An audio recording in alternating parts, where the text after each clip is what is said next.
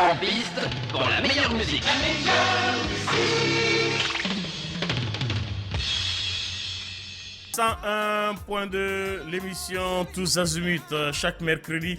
On est ensemble, mon frère, ma soeur, les auditeurs de Bamako et les Mandins profonds en allant jusqu'à la frontière Kourimali Mali, et en sillonnant, en allant vers Kita, Sikasso, Kai, Koulikoro, Ségou, mon petit bonsoir, bonsoir à Tombouctou, Gao, Kidal, et bienvenue à tout le monde, les amis de l'Afrique, les amis de l'Europe, des États-Unis, vous qui êtes branchés là-bas, et surtout on n'oublie pas aussi nos amis de l'Asie, ils sont tous branchés à la 101.2 en écoutant l'émission Tous Azimuts. Moi c'est Tonton Lamine et je suis avec le grand frère, non, le maître, et bien voilà. Voilà. Il nous a donné l'occasion la semaine dernière, à partir de 22h30, on a, à bâton rompu, on a raconté beaucoup de choses, sa vision, bien sûr, de beaucoup de choses. Et aujourd'hui, on va parler théâtre, on va parler cinéma. Et comprendre de cela aussi, d'hier à aujourd'hui, comment le théâtre évolue, comment les acteurs ou comment le cinéma malien évolue. Alors, si ça regresse, c'est la faute de qui? Ou si ça n'avance pas, ou si c'est stagné, c'est de la faute de qui? Alors, qui on peut indexer? Tout cela aujourd'hui, mon frère, vous serez édifié avec Magma Gabriel dans ce studio. Cro. Bah, Nché. Bonsoir à tous les auditeurs de la radio Clédou. Et voilà, bonne arrivée. Merci beaucoup. On était ensemble la semaine dernière. Et à bâton rompu, on a raconté beaucoup de choses. C'est ça. Et voilà, et qui a plu. On a expliqué, on est rentré de fond en comble en détail, ta façon de voir. Beaucoup de choses de 1960 à nos jours. Mais aujourd'hui, on va parler théâtre. Oui. On va parler cinéma. Et Koteba, c'est du théâtre aussi? Absolument. Koteba? Oui, mais avant que l'occidental ne vienne chez nous ici, on avait cette forme de théâtre traditionnel qu'on appelait le Koteba, qui était une espèce de miroir que l'on promenait le long des chemins dans la société. Je dis que dans les langues africaines, il n'y a pas le mot prison. Alors, le Koteba servait en fait de prison aux uns et aux autres. Ouais, parce que chacun... De prison? Ouais, ça servait de prison. Parce que personne n'échappait à la critique du Koteba. Ah ouais. Et les gens se voyant sur la scène, leur mauvais comportement, les travers étant décriés sur la scène, chacun se corrigeait en fonction. C'était comme ça. Et à partir de là, chacun corrigeait son travers. Et personne n'était épargné, du chef de village au dernier des citoyens, au dernier des villageois. Tout le monde était critiqué parce que les jeunes observaient les mauvais comportements pendant toute l'année. Et c'est après le récolte qu'on organisait les séances de Koteba. Ah d'accord, donc ça n'a pas commencé avec la semaine culturelle de 1960 à 70 et de 70, à nos jours, moi je peux dire, avec la Biennale. Non. C'est pas ça le Koteba. Non, le Koteba, c'est cette forme de théâtre traditionnel. Koté comme l'escargot. Vous savez que l'escargot est signe de sagesse dans le milieu bamana. L'escargot. Vu sa lenteur de marche. Voilà, qui va lentement, va sûrement. D'accord.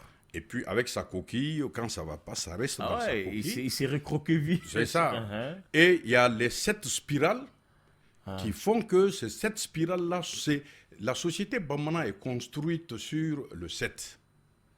4 pour les femmes, 3 pour les hommes, ça fait 7. Oui. C'est la construction de la société bamana. Et il y a les 7 spirales sur la coquille. C'est 7? Oui, c'est 7, Woulovlan, sur la coquille de l'escargot. Quand ça tourne comme ça? Oui, ça tourne. 7? Il y a 7.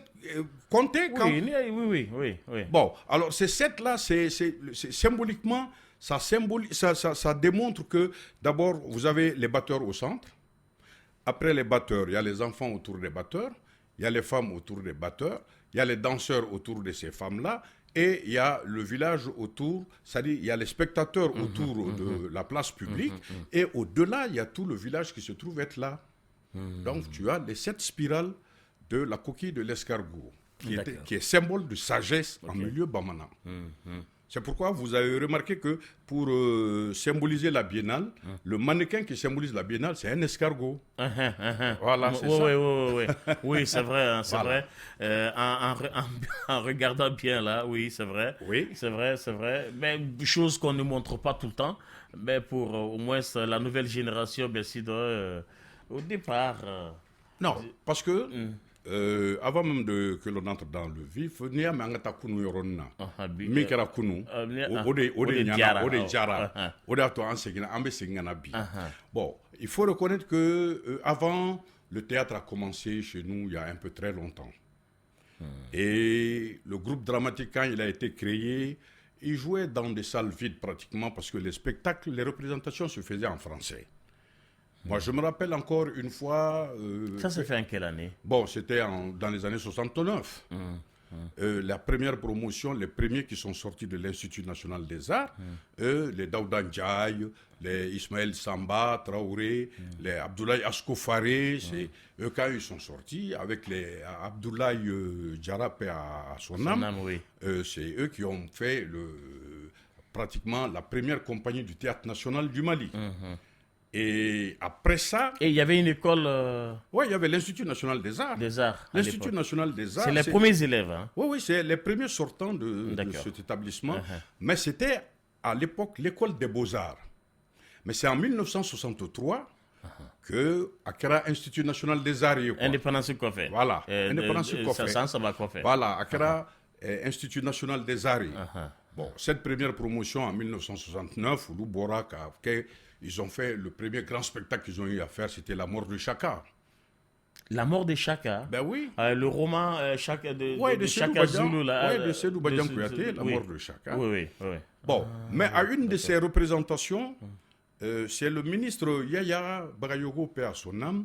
Il était ministre de l'Éducation à l'époque. Il dit, mais lui, il pensait venir voir des Maliens parlant le Bamanankan quand ils ont joué la pièce de Samouri. Il voulait entendre les Mourifindian Diabaté, les Samouri parlant le bon malinké, le bon français malinké. Mais il était très surpris d'écouter des gens qui parlaient comme des Marseillais, comme des Parisiens. Oui, c'est-à-dire la narration de l'Afrique dans la langue de Molière. Voilà, bon. Et ça sonnait un peu faux. Oui, pas un peu faux, ça sonnait faux. On ne se retrouvait pas avec les phrases, les belles phrases venant des contrées. Je comprends, oui. Alors maintenant, mais ainsi. Excuse-moi, entre parenthèses, est-ce que c'était accompagné avec le balafon, c'était accompagné avec des instruments non, de musique? C'était traditionnel, mais c'est les acteurs qui... parce que là, je donnerais un peu raison au ministre, parce que avec les mélodies africaines, non, il parlait des acteurs qui parlaient le français, parce qu'ils voulaient parler le français comme le français de France. Ah ouais, ça c'est chez nous. Ça. C'était un peu ça. Et c'est ce qu'il a décrié. Il dit qu'il pensait venir écouter les Mourifindian Diabaté parler ce français du Malinké. Mais malheureusement, il a entendu des gens parler des Français comme c'était des Bretons ou de ceci ou de cela. D'accord. Mais il a fallu que ce spectacle était donné dans pratiquement des salles vides. Les gens ne venaient pas au théâtre. Parce que c'était en français. Ah, mais est-ce que les gens étaient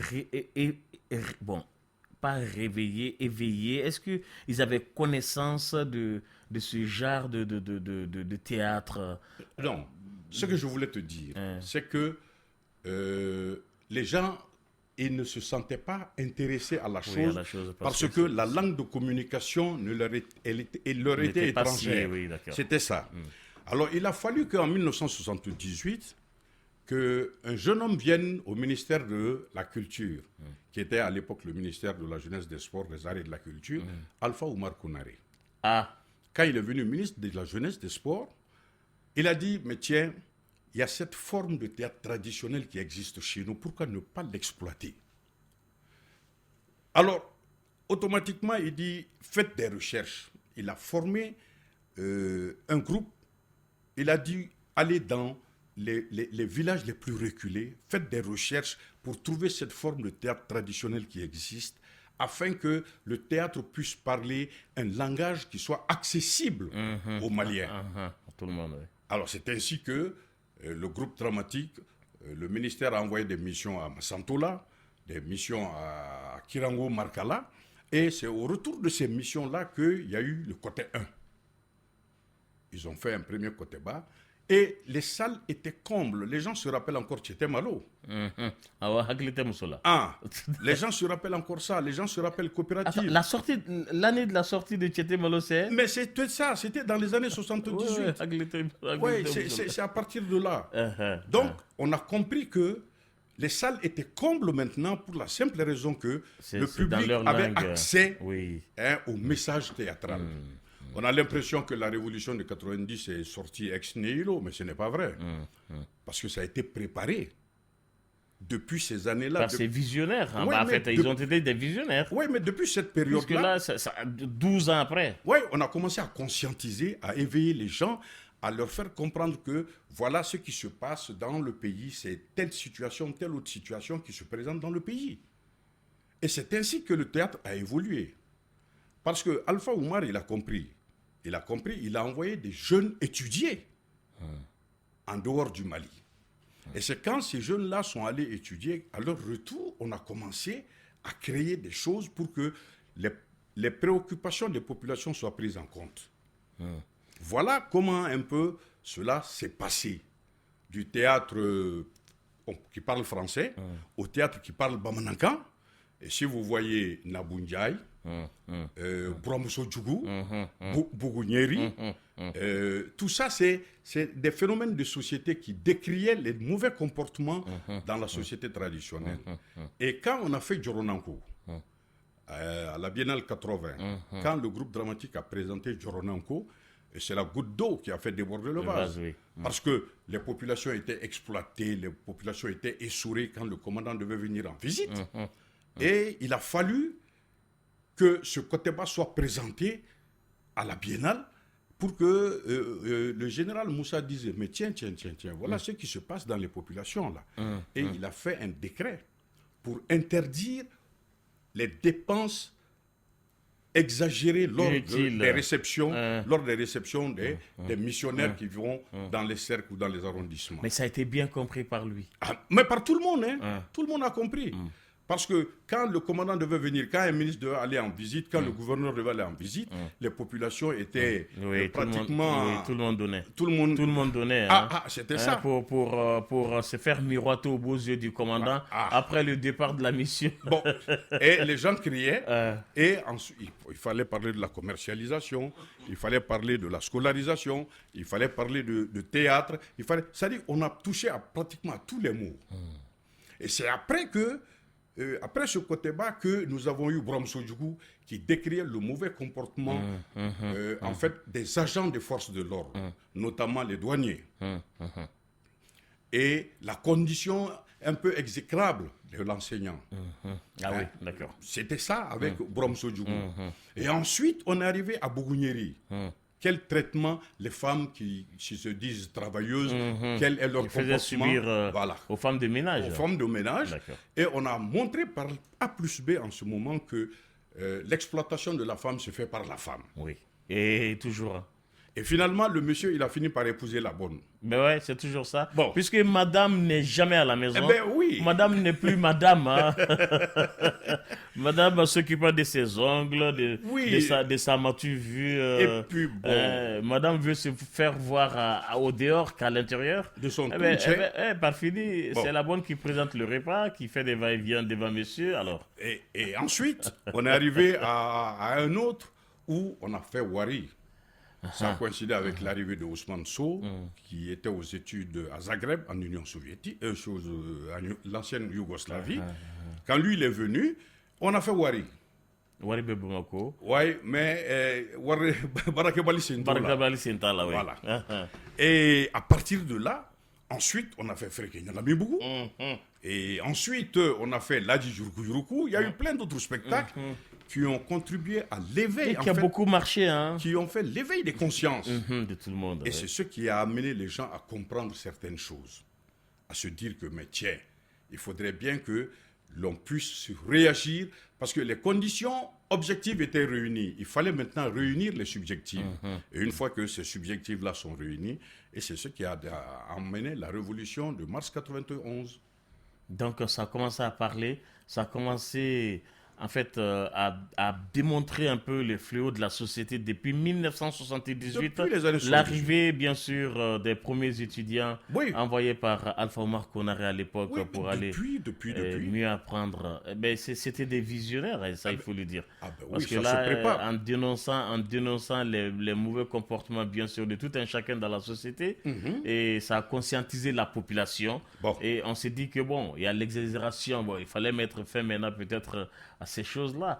D'accord. Alors, le théâtre, ça a évolué petit à petit, mais c'est le théâtre du terroir maintenant au modernisme, puisque là, on a envoyé les gens jusqu'au fin fond, bien sûr, des villages, aller voir la façon de nos parents, comment ils arrivaient à amuser la galerie, et maintenant, prendre ça et réapprendre aux acteurs comment travailler, et encore tenir encore un autre langage qui pour se faire comprendre de par tout le monde, et qui n'est pas la langue, je ne dirais pas étrangère, elle est étrangère d'ailleurs, d'autrui pour l'imposer, je peux comprendre cela. Mais et le message est bien passé. Mais à cette époque-là, et si on essayait de faire une comparaison qui n'est pas raison d'ailleurs, au jour d'aujourd'hui, de vos premiers pas, et aux premiers pas de vos enfants au jour d'aujourd'hui, alors est-ce que tu as des remarques à faire, tu as eu une compréhension de la chose, tu dois décrire quelque chose. Oui, vous savez... Le Koteba d'hier et le Koteba d'aujourd'hui. Oui, le gros problème, c'est quoi? C'est que le Mali est le seul pays où on relègue la culture au plan du folklore.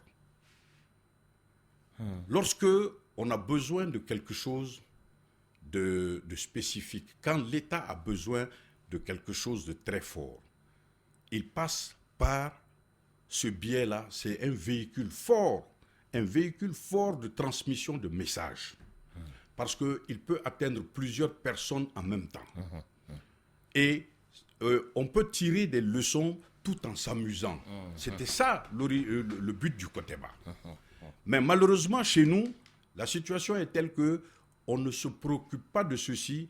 Quand vous dites à nos responsables aujourd'hui, bon, on veut organiser un spectacle culturel, ils vont dire quel artiste il faut amener pour chanter, c'est ça. Parce qu'on a réduit la culture juste au folklore. Et or, quand il y a un problème qui se pose, il suffit d'appeler les créateurs, les comédiens, les artistes, les créateurs, pour leur dire, voilà le problème que nous avons, trouvez-nous les solutions. Vous mettez l'argent qu'il faut, on crée des spectacles en fonction. C'est ce qui se faisait au département de la culture. C'est comme ça que ça se passait. Voilà telle ou telle autre situation. Et cette situation veut qu'on puisse aller dans ce sens-là. Voilà ce que nous vous demandons. Et en ce moment, les créateurs, ils vous proposent plein de choses. Tu choisis et on monte ce spectacle-là, on le diffuse, on se promène avec. Avec Wari, on a fait pratiquement tous les cercles du Mali. Tous les cercles du Mali avec le spectacle Wari. Tous les cercles. Je dirais même tous les gros villages. C'était pour toucher à tout le monde. Hein? Tout le monde. Oui. Bon, je vais vous donner un machin. Comment se fait-il que l'Amérique a réussi à faire comprendre au monde qu'un noir peut diriger la première puissance? C'est à travers le film. Jacques Bauer.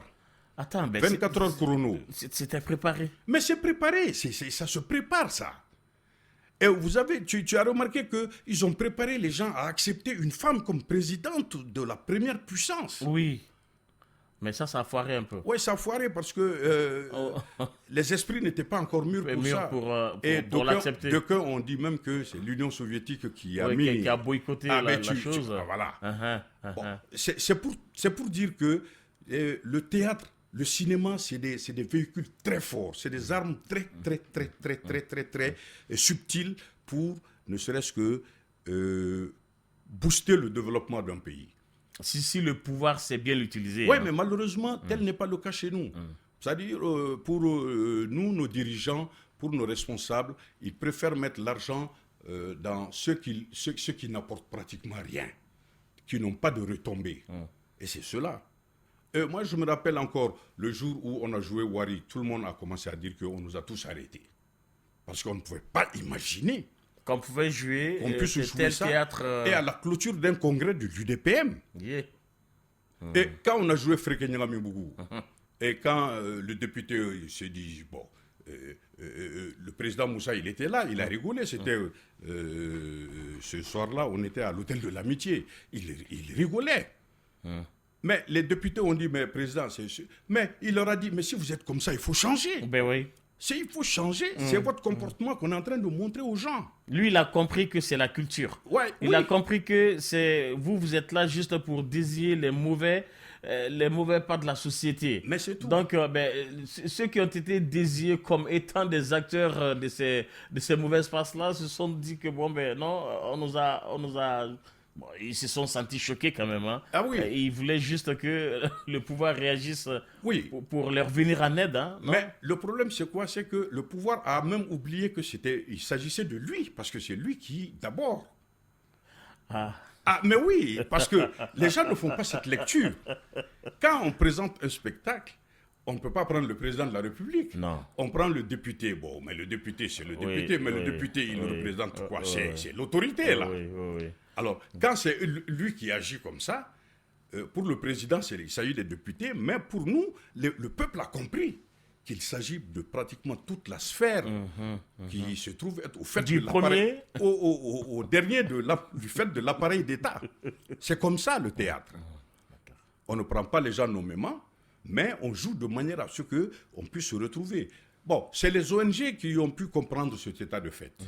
Parce que c'est ce qu'ils appellent le théâtre d'intervention, ils appellent le théâtre utile. C'est les ONG, quoi. Les ONG ont besoin de faire de la sensibilisation sur tel aspect. Ils vous ont beaucoup approché, ils vous ont beaucoup utilisé. Mais oui, c'est eux qui viennent voir le théâtre pour dire les différents groupes qui existent, pour leur dire, bon voilà, voici de l'argent, on voudrait que vous fassiez de la sensibilisation, par exemple, sur les caisses du ton villageois. Oui. On voudrait que vous fassiez des spectacles contre l'excision. On voulait que vous fassiez des spectacles sur le lavement des mains à ceci ou à cela. Bon, c'est ça. Mais c'était le même système, un peu dans, comme on appelle, quand de 1960 à 68, quand la semaine culturelle, artistique et culturelle, juste après 1968, parce que là, après le coup d'État, ça a mis 2 ans de vide. En 70, ils ont commencé la biennale. C'était les mêmes thèmes qu'on choisissait, non? Le pouvoir envoyait un thème à tout le monde, hein, dans les régions, les cercles et les villages, et on traitait ces thèmes-là. C'était pareil, c'est que les ONG sont en train de faire aujourd'hui. Non. C'est le pouvoir qui le faisait avant. Non. Le théâtre a évolué selon quelque chose de beaucoup plus subtil que ça. C'est-à-dire, les premiers qui ont organisé cette semaine de la jeunesse, c'est à partir de 1962, après la réforme de l'enseignement, qu'on a décidé de commencer, de regrouper la jeunesse, afin que la jeunesse puisse se tourner vers la valorisation de l'homme noir, parce que c'était les indépendances. Il fallait magnifier l'indépendance, il fallait mettre en valeur l'homme noir, il fallait mobiliser les gens autour de cet idéal-là de l'indépendance, de la prise en charge de nous, de nos responsabilités. Rehausser la culture, rehausser la façon de voir de l'Africain ou du Malien typique, chez lui-même. Voilà, chez lui-même par rapport à lui-même. À lui-même, oui, d'accord. C'était un peu ça. Bon, mais dedans, il y avait les mots d'ordre du parti. Il n'y avait même pas besoin de... Les gens, c'était les mots d'ordre du parti qu'on traitait dans les différents sujets. Mais c'était l'unité de la jeunesse. Et cette unité de la jeunesse était le ciment de l'unité nationale. Et quand, en 1968, il y a eu le renversement, il y a eu une rencontre en 1969 qui a décidé qu'il fallait réorganiser la jeunesse. Parce que cet objectif de la semaine de la jeunesse avait son importance. Beaucoup. En ce moment, énormément même. On a créé les comités culturels de plein air, qu'on appelait les CCPA. Bon, non, les jeunes n'ont pas connu ça. C'est ma première fois. Ouais, les jeunes n'ont pas connu ça. C'était les comités culturels de plein air, qu'on appelait les CCPA. Les jeunes n'ont pas connu ça. Et ce sont ces CCPA-là, ces comités culturels de plein air, qui ont organisé en fait les différentes biennales à partir de 70. Bon. Mais à partir de 70, c'était la liberté. On n'était plus obligé de parler de mots d'ordre du parti. Oui, d'accord. Donc les auteurs étaient libres. On n'imposait rien maintenant. Non, rien du tout. C'était plus les mots d'ordre du parti. Oui. Chaque auteur était libre de créer en fonction des besoins de sa localité. Parce que la semaine ou la biennale, c'était ça. Chacun venait avec les préoccupations des populations de sa localité. Sikasso vient avec ses préoccupations. Avec les préoccupations. Moti vient avec ses préoccupations. C'était ça. Kidal vient avec ses préoccupations. D'accord. À l'époque, il n'y avait pas de région. Non, c'est juste des exemples. C'était Gao tout simple. Il n'y avait même pas Tombouctou. Voilà, c'était Gao. Donc, chacune de ces régions venait avec les préoccupations de sa jeunesse et les préoccupations de ses populations. C'est ce que l'on retrouvait dans les chœurs, dans les chants solos, dans les ballets, dans les pièces de théâtre. C'était ça. Donc les auteurs étaient libres. Mais après 10 années de politique, on est arrivé à la création de l'UDPM.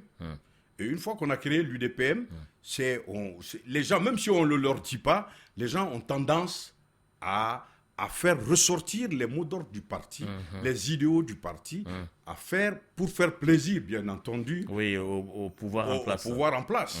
Et c'est ce qui fait que les auteurs ont commencé à écrire dans le sens, en fait, de l'objectif du parti, d'une économie indépendante et planifiée, ceci ou cela, et tout ce qui s'ensuit.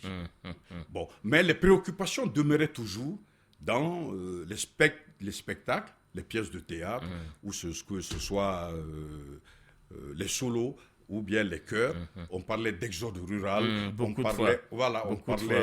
on parlait de ruralisation. Oui, surtout parce que l'exode rural amenait un peu la pauvreté, bien sûr, des bras valides du village. C'est cela. Sénékokuma, Voilà. Donc, surtout, à un certain moment où il était question de sursaut national, où il fallait faire des bosquets Boubacar Diallo. Les bosquets Boubacar Diallo. C'était ça. Donc, voilà comment, à partir de 1970, les populations... les jeunes ont commencé à créer qu'est-ce que tu... Explique-nous un peu, bosquet de Boubacar Diallo. Non, on avait dit chaque village, chaque localité devait créer un bosquet, c'est-à-dire planter des arbres. Oui. Vous savez qu'on a... Oui, mais le Boubacar Diallo, là... Oui, Boubacar Diallo, parce que c'est lui qui, à l'époque, a eu cette idée, c'est lui qui a parlé du sursaut national. Ah, d'accord. Donc, on a donné le nom... Boubacar Diallo à ses poumons dans les localités, dans les villages. À l'entrée de chaque village, on plantait des arbres et ces arbres-là formaient un bosquet. Donc on a donné le prénom Boubacar Diallo. Parce que c'est lui qui en est l'idée géniale, oui. Voilà. Donc c'est un peu ça. Bon, c'est pas parce que c'était le beau-père du président de la République. On va te laisser souffler un peu en musique. J'ai choisi pour toi Loni. Je ne sais pas si ça te dit quelque chose de Salif. Oui, le Salif, Loni Tono Bomba. À tout de suite. Alors, pour ceux qui veulent participer à l'émission, pour parler culture, parler théâtre avec Magma Gabriel présent dans ce studio, c'est le 20 21 0011 et les SMS c'est le 76 43 60. Si on te disait d'animer sur la chanson de Salif Keita Loni. Oui, Loni Tonon Bomba, le prophète. Avec un monde fort parce que Manigaka n'a pas avec un Loni Tonon de Bomba. D'autres qu'on la fera la dongodo, Loni de do. Et soirée babé Kaloua Dona Loni de do. On a un cas fier mi, on te Loni de mini. C'est-à-dire, je le dis souvent, les autres pays avancent, on a Mali be segin kode. Jamana to bitalenye, Mali be segin ko. Il n'y avait ni fin fait na.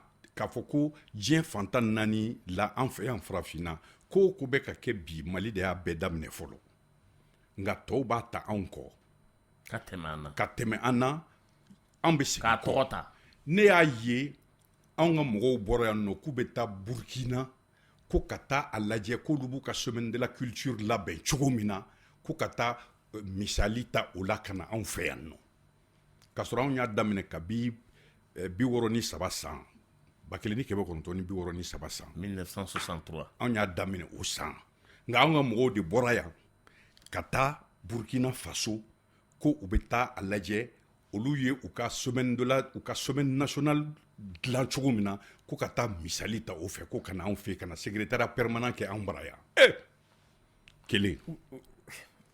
mais o kɛra o kɛra ka aw to min o y'a sɔrɔ anw bɛ yan nka n bɛ fɛn dɔ f'i ɲɛna a kana digi la farilankolon kan ka yɛrɛ dɔ wurusu samabaga ye o kuma de ye tiɲɛ i tɛ ɲininka n'i ma ɲininka hali ni ɲininkara i ka kuma tɛ minɛ fanga t'i la quoi miɲɛtɔ ka kuma tɛ minɛ sogoboso yɔrɔ la a ye fɛn o fɛn f'i ye u b'a f'i ye ko sogoboso kan don ko miɲɛtɔya kan don alors que a bɛ tiɲɛ kan o de y'an ka fiɲɛ ye u ko k'u bɛ biennale kɛ o san na yan Mali la u y'an wele ka taa n'an ye CICB la ka taa nasigi n y'a f'u ɲɛna n ko biennale kɛ kun t'a la nafa t'a la biennale kun a sigira kun min kama semaine de la jeunesse sigira kun min kama minnu y'a sigi olu y'a sigi ni hakilina min ye u y'a sigi ni ŋaniya min ye o ŋaniya ye Mali fan bɛɛ lajɛlen k'a daminɛ a dugu fitini fo ka na se a faabaw ma olu de ka ɲɔgɔn sɔrɔ ka u hakilina fara ɲɔgɔn kan ka na ni u ka sigida u ka marabolo village en arrondissement d'arrondissement au cercle de cercle à la région de la région à la capitale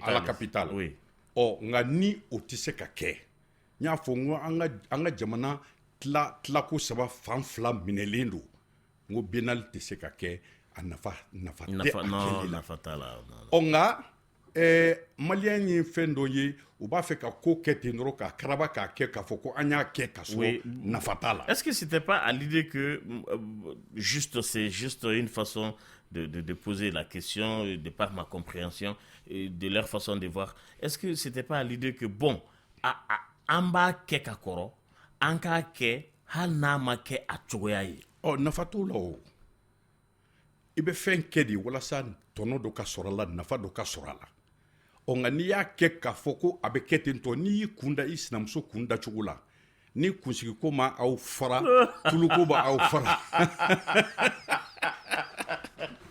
position ko ye i y'a faamu wa ne y'o f'u ɲɛna nka u bɛ aw wele ka na aw lasigi fɛn kunna o y'a sɔrɔ olu ka hakilinaw labɛnnen b'u bolo ka ban k'a imposer ils ont déjà leur agenda nka u b'aw wele de ka na fɔ ko aw y'a dɔnbagaw ye ka na aw kɛ seere ye k'a sɔrɔ aw da tɛ a la aw ma sɔn a ma nka o y'a sɔrɔ a baara labɛnnen bɛ olu bolo ka ban aw sɔnna o b'a kɛ aw ma sɔn o b'a kɛ aw tɛ k'a imposer sa kana aw da sumusumu k'a fɔ ko ko karisa ni karisa ni karisa tun bɛ a lajɛ kɛyɔrɔ la o tuma an b'a kɛ donc c'est pour cautionner votre présence valide leur décision ne y'o de fɔ n ko moi je ne servirai de caution à personne o de la ni n welela ka taa lajɛw la n bɛ hakilina fɔ wa n b'a sɛbɛn gafew kɔnɔ k'a cari wa n b'a fɔ radio fana na o ye fiɲɛ dɔ ye an ka jamana kɔnɔ fo o ka dabila yarɔ n y'a f'i ɲɛna n ko anw ye fɛn caman daminɛ an ye cinéma ko daminɛ yan la semaine du cinéma malien an y'a daminɛ Mali kɔnɔ yan nɔ fɔlɔ kabi an b'a kɛ palais de la culture la o jɔ wagati u nana cinéma ko minɛ an na o bɛ yen siyawo kɛra yan siyawo bɛ Burkina an bɛ don min na i ko bi anw de FIAM kɛ yan nɔ fɔlɔ foire internationale et agricole du Mali Sidon Kanté ninnu ni fɛnw bɛɛ de tun ye nɛgɛli ninnu ni fɛnw dilan a la Sotiba sira la Mali gaz ɲɛfɛla la a foire ba kɛra yen o minɛna an na bi Burkina y'o minɛ n y'o de fɔ n ko jamana tɔw bɛ taa ɲɛ anw bɛ segin kɔ mun na k'i dɛmɛ i ka kuma kɔnɔ Burkina y'o minɛ ne ko 80 waati o y'a sɔrɔ Burkina tun ma film foyi den kelen dilan wa o y'a sɔrɔ Burkina 80 wagati anw bɛ taa Burkina 82 tuma min na o y'a sɔrɔ 1982 o y'a sɔrɔ Burkina ka théâtre daminɛ tuma don o y'a sɔrɔ aw dun bɛ Bani Baturu anw tilal'olu la aw tilal'o la anw taara ka taa jɔrɔnanko dilan yen nɔ ka taa jɔrɔnanko bɔ yen nɔ bawo o y'a sɔrɔ atelier théâtre burkinabé tun b'a daminɛ nin na u y'an wele ka taa u ka théâtre baw théâtre dɔ bɛ olu fɛ yen ani an ka théâtre kɔtɛba in u bɛɛ bɛ ɲɔgɔn ta u b'a fɔ ko théâtre forum ye fɛn dɔ ye aw bɛ ɲɛnajɛ kɛ n'aw tilala aw bɛ mɔgɔw ɲininka u b'a ɲɛfɔ aw ɲɛna ne e tun dɔ e b'a kɛ cogo jumɛn walasa minnu bɛ lajɛli kɛ olu sen ka don ɲɔgɔlɔn kɛli la walasa u ka se ka u fɛla fɛnɛ fɔ ka public la participer an ka kɔtɛba bɛ ten de o kɔtɛba y'o de ye an ka sigidaw la anw y'a bɔ dugu kɔnɔ a bɔra dugu kɔnɔ ka na n'a ye duguba kɔnɔ sur la scène moderne sur la scène à l'italienne comme on l'appelle mais ça se jouait en rond ale kori de bɛ kɛ mɔgɔw bɛ kori ale da la comme les coquilles de les spirales oui, de la coquille de l'escargot les voilà traits de... c'était ça alors maintenant ninnu an taara Burkina 82 o tun b'u ka théâtre o y'a sɔrɔ u ka théâtre b'a daminɛ bon an bɛ don min na i ko bi olu ye yɔrɔ jɔ yɔrɔ belebeleba jɔ k'a kɛ ko atelier théâtre burkinabé c'est le festival international du théâtre burkinabé Jean-Pierre Gengane wulila o kɔfɛ ka yɔrɔ dilan ala ka hinɛ la a bɛ tiɲɛ so bi ka yɔrɔ dilan ko espace Gambidi ko o dilan k'o jɔ siyɔrɔ ni fɛnw bɛɛ lajɛlen bɛ baara bɛ kɛ anw dɛsɛlen bɛ yan ka bɔ nɔgɔ la ka bɔ an yɛrɛ la baw faso de kelen bɛ ka théâtre ta or l'État ne peut pas prendre le théâtre parce que l'État ne peut pas diriger la chose culturelle. L'État peut supporter mais ne peut pas diriger. Il ne peut pas diriger la chose culturelle. Il faut privatiser le théâtre. Bon, tant que ce n'est pas privatisé, ça ne peut pas marcher. C'est-à-dire, est-ce que privatisation en tant que telle mi-privatisation, c'est-à-dire c'est une société qui doit prendre le théâtre national d'un pays ou qu'est-ce qu'il faut faire? Non, le théâtre national doit être géré par une structure privée. Si le théâtre national est géré par une structure privée, l'État ne peut apporter que des subventions. L'État peut demander à ce que ceci ou cela se fasse, mais c'est la structure privée qui dirige le théâtre. Croyez-vous en quelle année? Bien. Mais malheureusement... Non, oui, j'arrive. Hein. Est-ce que... Parce que au Watina, il y a 82 000 fois. Et ni Johnny Tumbe. Moun Tumbe c'est qu'à Foko, bon, nous, on a compris que l'État ne peut pas supporter le théâtre ou mettre en place les structures d'un théâtre pour réussir, en fait... le message min dira théâtre mais voilà ça a véhiculé pour les Maliens, pour les Africains ou manata yoro halto jamana ka u ka se ka famu aka se ka don mais en 82 aw mo jeli tundo mun ye théâtre famu mun ya école ke ni aw tum se ko structure privée sigi 5 ans. Aïe, ça fait... Ou c'est moi qui ne comprends pas? Non, structure privée ici, il y a 5 ans. En 80 ans, il y a des fonctionnaires. Côté bas national, là, c'était tous des fonctionnaires. Oui, ça c'est depuis l'indépendance, non? Oui, non, on était des fonctionnaires de l'État. Parce que ni Tuntlala est embauché. Moi-même, je suis un enseignant détaché. Pour la fonction publique, mis à la disposition du groupe dramatique. Alors, ce qui fait que, fonctionnaire de l'État, que tu produises ou que tu ne produises pas, tu as ton salaire. Or, le théâtre a besoin de création. Quand le théâtre a besoin d'être vu, lorsque ni Fasoma Femi Ninekoko Dlan au Teke, 1982, entre ni Nyanadje Migné Burkina Faso. Agnon Oké, Amro Hakem Itundo, Anton Kacha. Non, juste 2, 3, 4 personnes. Anton Kacha, oui. Ousmane So, Michel Alagahinala, Habib, Madou Fomba, Lassana, Kari Koulibaly, Kari Dambélé, Alaï Karambe. Magma Gabriel Konaté, Nana Kadija, Fanta Berté, Maïmouna Hélène. Bon, an tun ka ca quoi. Ni tu as un groupe en 82. En 82, c'est ni de tu as un groupe. On de tun betra avec les Safiatou Sidibé et toute la. Bon, ni ko kibe i ni be fo. Oui, bon, Toka famu ni namakuko. Voilà, donc be jigi il a quoi. Toka famu. Voilà. Les Nana Kadija Kanté nous en nous béni. À l'ERTM. Oui, à l'ERTM, on nous béni tara Burkina Faso. Kata côté bas bo kaja. Onga o y'a sɔrɔ Burkina ba ka théâtre daminɛ na nka anw bɛ ka segin kɔ bawo an nalen restructuration nana don a ko la le PA le programme d'ajustement structurel bon ko dɔw taara mɔgɔw siranna ka retraite anticipée ta que j'appelle retraite précipitée parce que a nana ye k'a fɔ que le fonctionnaire peut difficilement faire du théâtre parce qu'il ne crée pas. Et si on ne crée pas, le théâtre ne peut pas vivre. Oui, c'est-à-dire le manque de création du fonctionnaire. Celui qui est payé, qu'il bouge son petit doigt ou qu'il le fasse ou pas, en fin du mois, il a son petit quelque chose.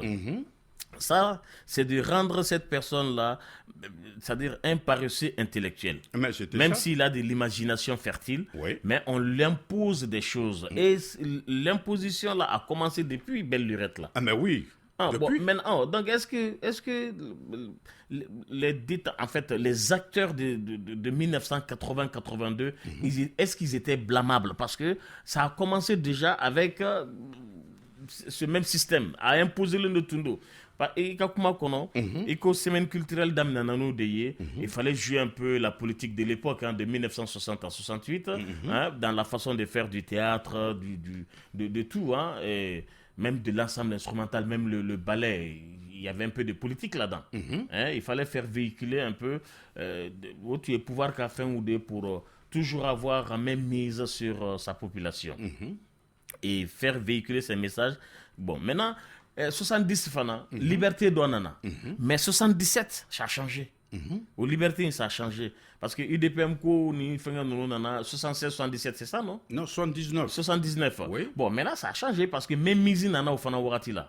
Il fallait utiliser. Donc, maintenant, la liberté qu'on leur a donnée en 70, est-ce que c'était bien exploité? Et en 79, on les a retirés ça encore. On imposait maintenant.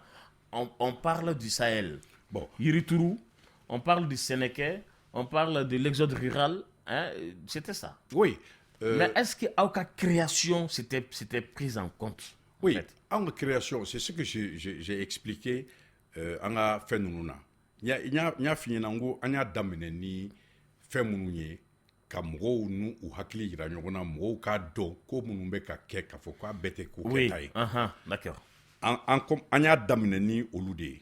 Anya damne ni côté foloy Tchétémalou Anya damne ni coopérative Mais ça c'est fait après 80. Oui, ça c'est après les années 80. Voilà. Anya damne ni coopérative Tchétémalou la coopérative nous au kofe anana do nyanadje do worela munu nana ayira kafoko adamadenya be tali chuo minatanto do be ka wordun ka dɔw ka sɔrɔ tila ka sɔrɔ tɔw tɛ ka fɛn sɔrɔ ni o ye buramuso jugu ye k'a yira ko lɔgɔlikaramɔgɔ tɛ ba la bawo jati tɛ a kan waritigi de bɛna muso minɛ a la o wagati kɔni c'était chaud a ba yɛrɛ tun ye kalikɔrɔmɔgɔya wagati mais e tun bɛ min kita o ne tun bɛ kita ayi o y'a sɔrɔ ne bɔra kita ne détachera o y'a sɔrɔ ne détachera ka na o y'a sɔrɔ ne nana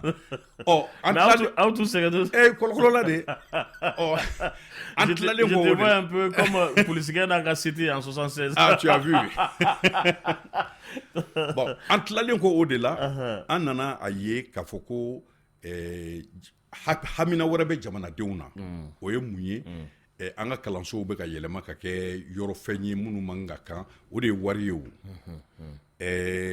mɔgɔw bɛ faga wari nɔfɛ mɔgɔw bɛ faga nafolo nɔfɛ minnu kan ka mɔgɔw kana o yɛrɛ de ye olu yɛrɛ de ye mɔgɔw coro n'a ye minnu kan ka mɔgɔw kana olu yɛrɛ de bɛ mɔgɔw dɛmɛ ka mɔgɔw faga an y'o ye o yera wari kɔnɔna na o ye hakilina dɔ di mɔgɔw ma k'a yira k'a fɔ ko adamadenya bɛ ka taabolo min kan n'an man janto adamadenya tiɲɛna a tiɲɛna mun y'a tiɲɛ sɔrɔ fɛn bɛɛ ko n ka fɛn sɔrɔ bɛɛ ko n ka wari sɔrɔ k'a sɔrɔ i tɛ baara kɛ dɔrɔgu ko nana don o la an ka ekɔlisow tiɲɛna ekɔlisow yɛlɛmana ka kɛ jɛnɛyasow ye an y'o kɛ tuma min na ka tila ka na fereke ɲagamibugu kɛ.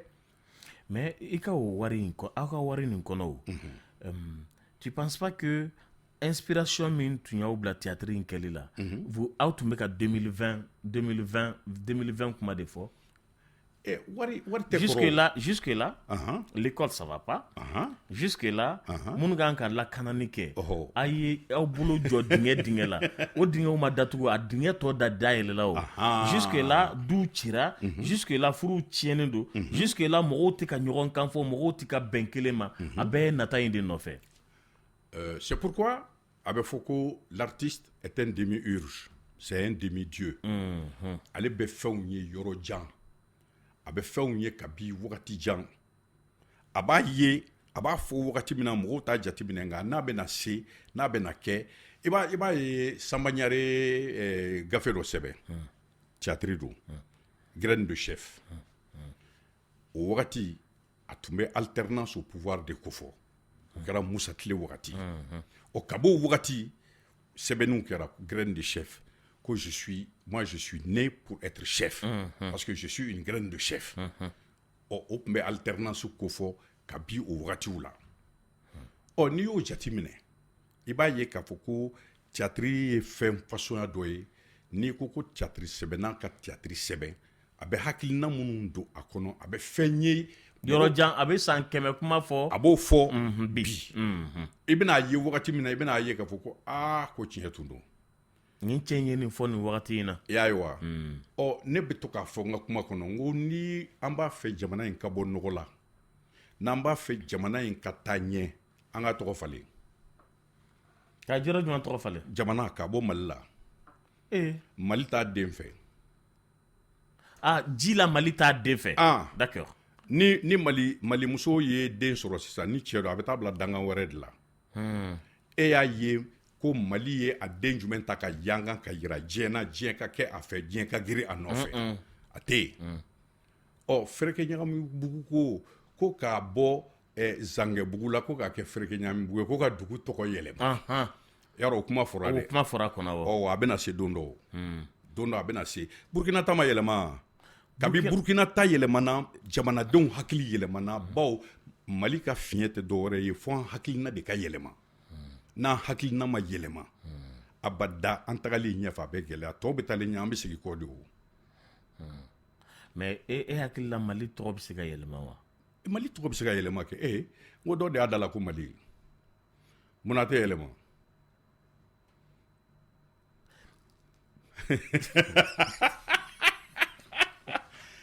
Haute Volta ma yɛlɛma wa?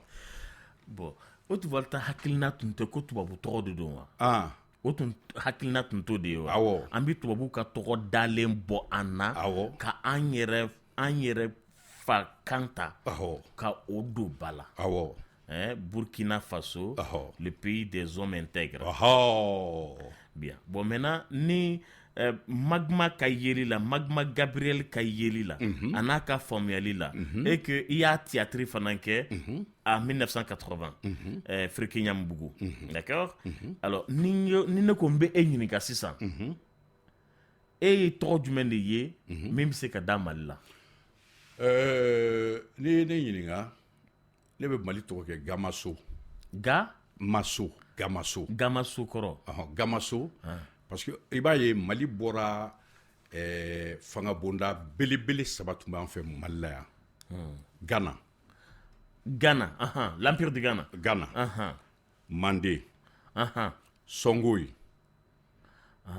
Gamaso. N'i ye Ghana ka ma ta Mandé na i bɛ so ta Songoyi la. Jamanaden bɛɛ b'i yɛrɛ sɔrɔ o kɔnɔ.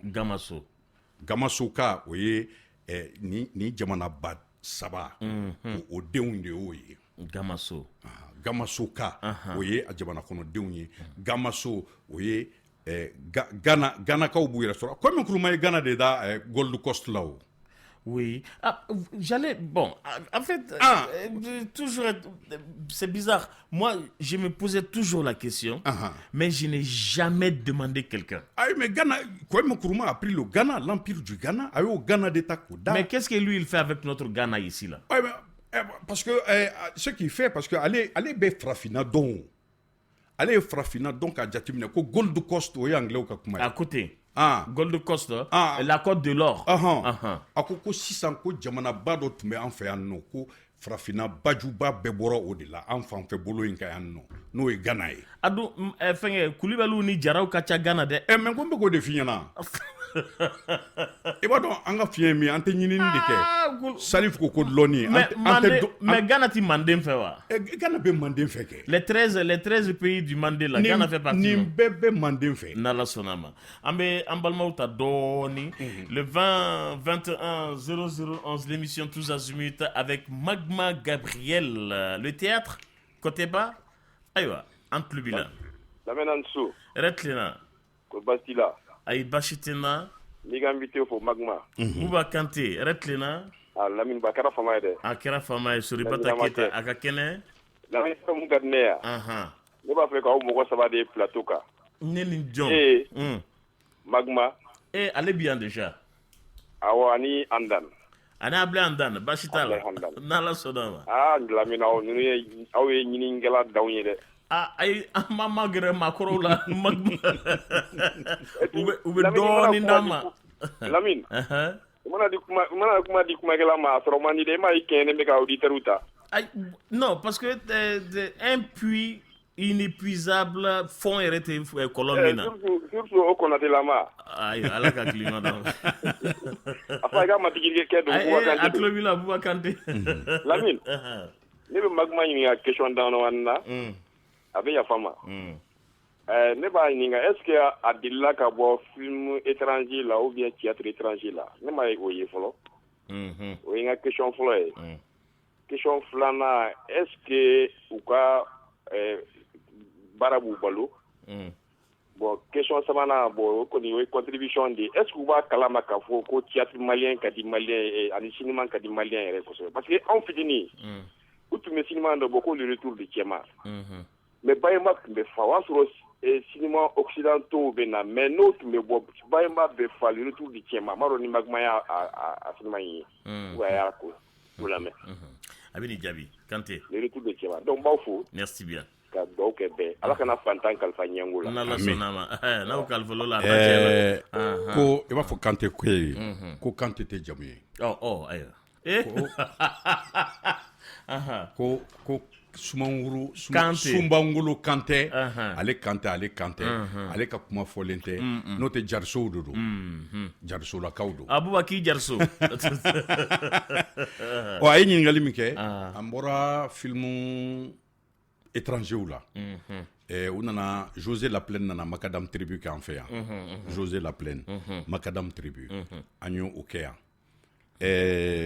Filmu Burkinabé ou nana kana ou ka feuilleton une série donc une série policière super flic en nana au tourner en boro là katla kata Burkina kata bo là en be bo filmu chamana mais juste une idée qui m'est traversée la tête comme ça pour te poser ma famille, ma grande famille là, de l'Ivoirienne Akissi Delta, a m'a contacté parce que Anya a denke do de chose ATT junior, aller de bora image là, mais ou m'a contacté ou pana yan kuna kata Sénégal. Bon jusque là Malika série ma bon est-ce qu'il y a ma joie référent à plus fait.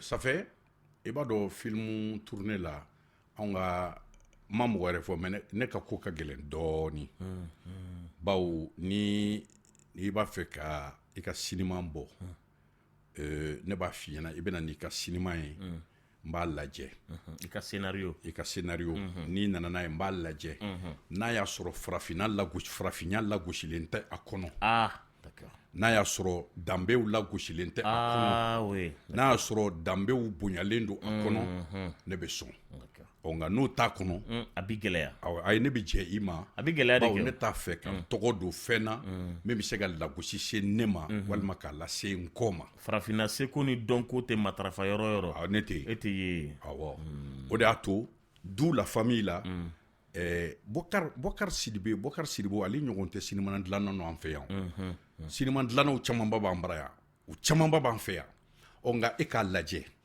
i ka sinima ni mɔgɔ wɛrɛ de bɛ a wari bɔ ko e ka sinima dilan e ka sinima bɛ se ka k'i sago ye cogo jumɛn a tɛ se ka k'i sago ye a bɛ kɛ min b'a wari bɔ a bɛ k'o de sago ye o de hakilina bɛ y'a kɔnɔ o hakilina de bɛ y'a kɔnɔ kɛ ɔ tubabu dun ni tubabu y'a ka wari di i ma k'i ka sinima dilan ils appellent ça les films Calebas.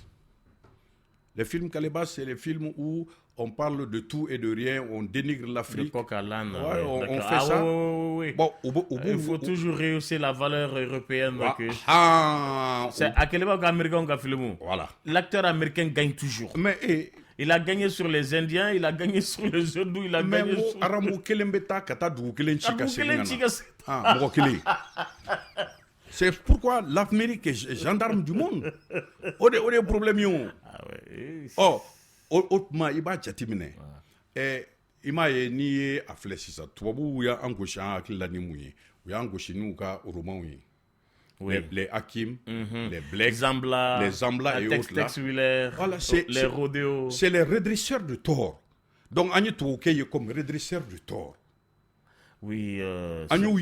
C'est des justiciers. Donc, on boulot tubabu est justicier. Ils sont venus en justicier, oui, c'est vrai. Aïwa. Ils ont détruit les Indiens. Et au moment de l'Amazonie, ils ont détruit tout le monde. Oui, c'est vrai. Oh, et donc... que, oui, au Union entière, il y a toujours Tex Willer qui court après les bandits. Mon diligence ou la job, mon pied et tout. D'accord.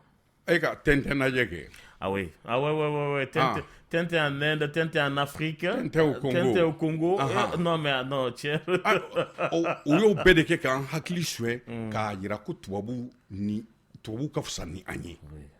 Ɔ sisan an ka mɔgɔw kan ka se ka mun de kɛ ka fɛn labila sɛbɛnnikɛlaw ye ka fɛn labila créateurs ye min bɛ se k'a to u bɛ se ka fɛn dilan min bɛ se k'a to an ka denmisɛnninw fana bɛ se ka da an yɛrɛ la.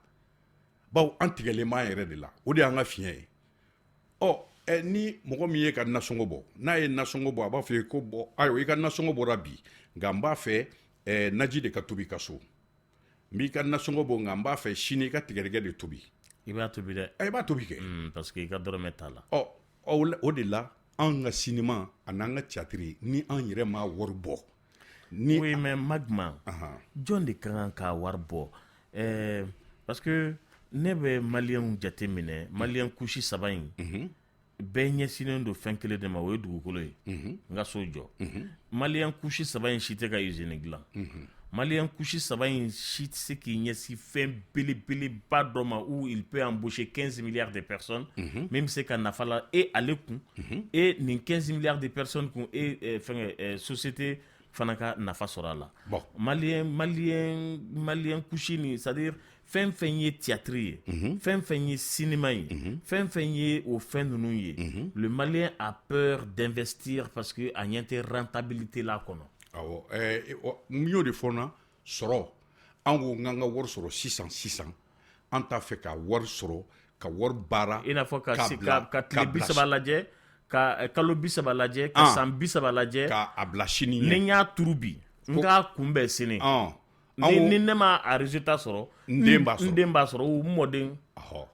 N'o tɛ industrie culturelle b'an fɛ yan industrie culturelle ye mun ye yɔrɔ min bɛ se ka kɛ seko ni dɔnko bɛ walawala a kɔnɔ k'a sɔrɔ u yɛrɛ ta y'u ka yɔrɔ ye bulonba bɛ yen. bulonba bɛ yen oui acte 7 bɛ yen.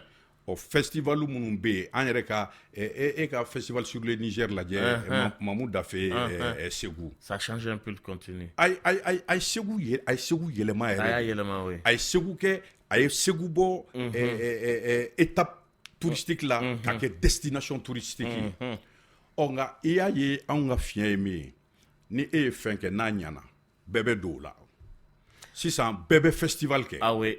ni filɛ ni galama tura ɲɔgɔn na bɛɛ bɛ festival Ah ouais. kɛ an t'a a gɛlɛya dɔ fo don dɔ a bɛna ni a nana jɛnsɛn a bɛ kɛ tiɲɛni y'an bolo baw Non, parce que au festival, nous, attention, c'est des festivals à coquilles vides, hein, il n'y a pas de contenu. a ye n bɛ ka min f'i ɲɛna siya bɛɛ ko k'a k'a ka festival kɛ Ben, j'ai remarqué ça aussi. o fiɲɛ ye mun ye o bɛna ni siya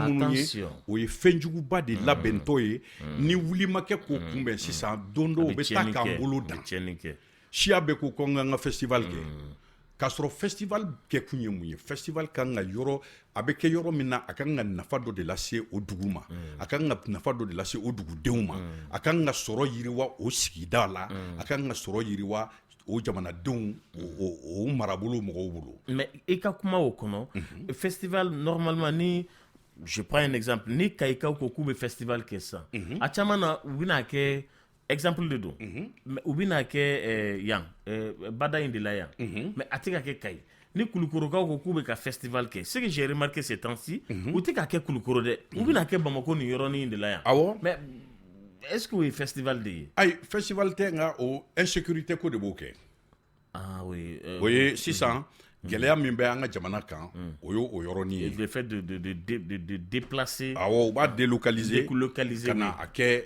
capitale Bamako yan nɔ bawo o kana fanga ka bon Bamako kɔnɔ yan nɔ ni o yɔrɔ ah ninnu oui ye d'accord o yɔrɔ dɔrɔn de don OK nka fo an ka hakili to o yɔrɔ de la festival caman ye nafa fosi t'a la nafa t'a la i y'a fɔ cogo min na i y'a faamuya b'a la coquille vide don filen balankolon don fosi t'a kɔnɔ ayi ko n'i ye filen fa kɔrimugu la n'i ye filen fa kɔrimugu la i y'a faamuya b'a la ni fiɲɛ wulila dɔrɔn a b'a bɛɛ cɛ ka taa n'a ye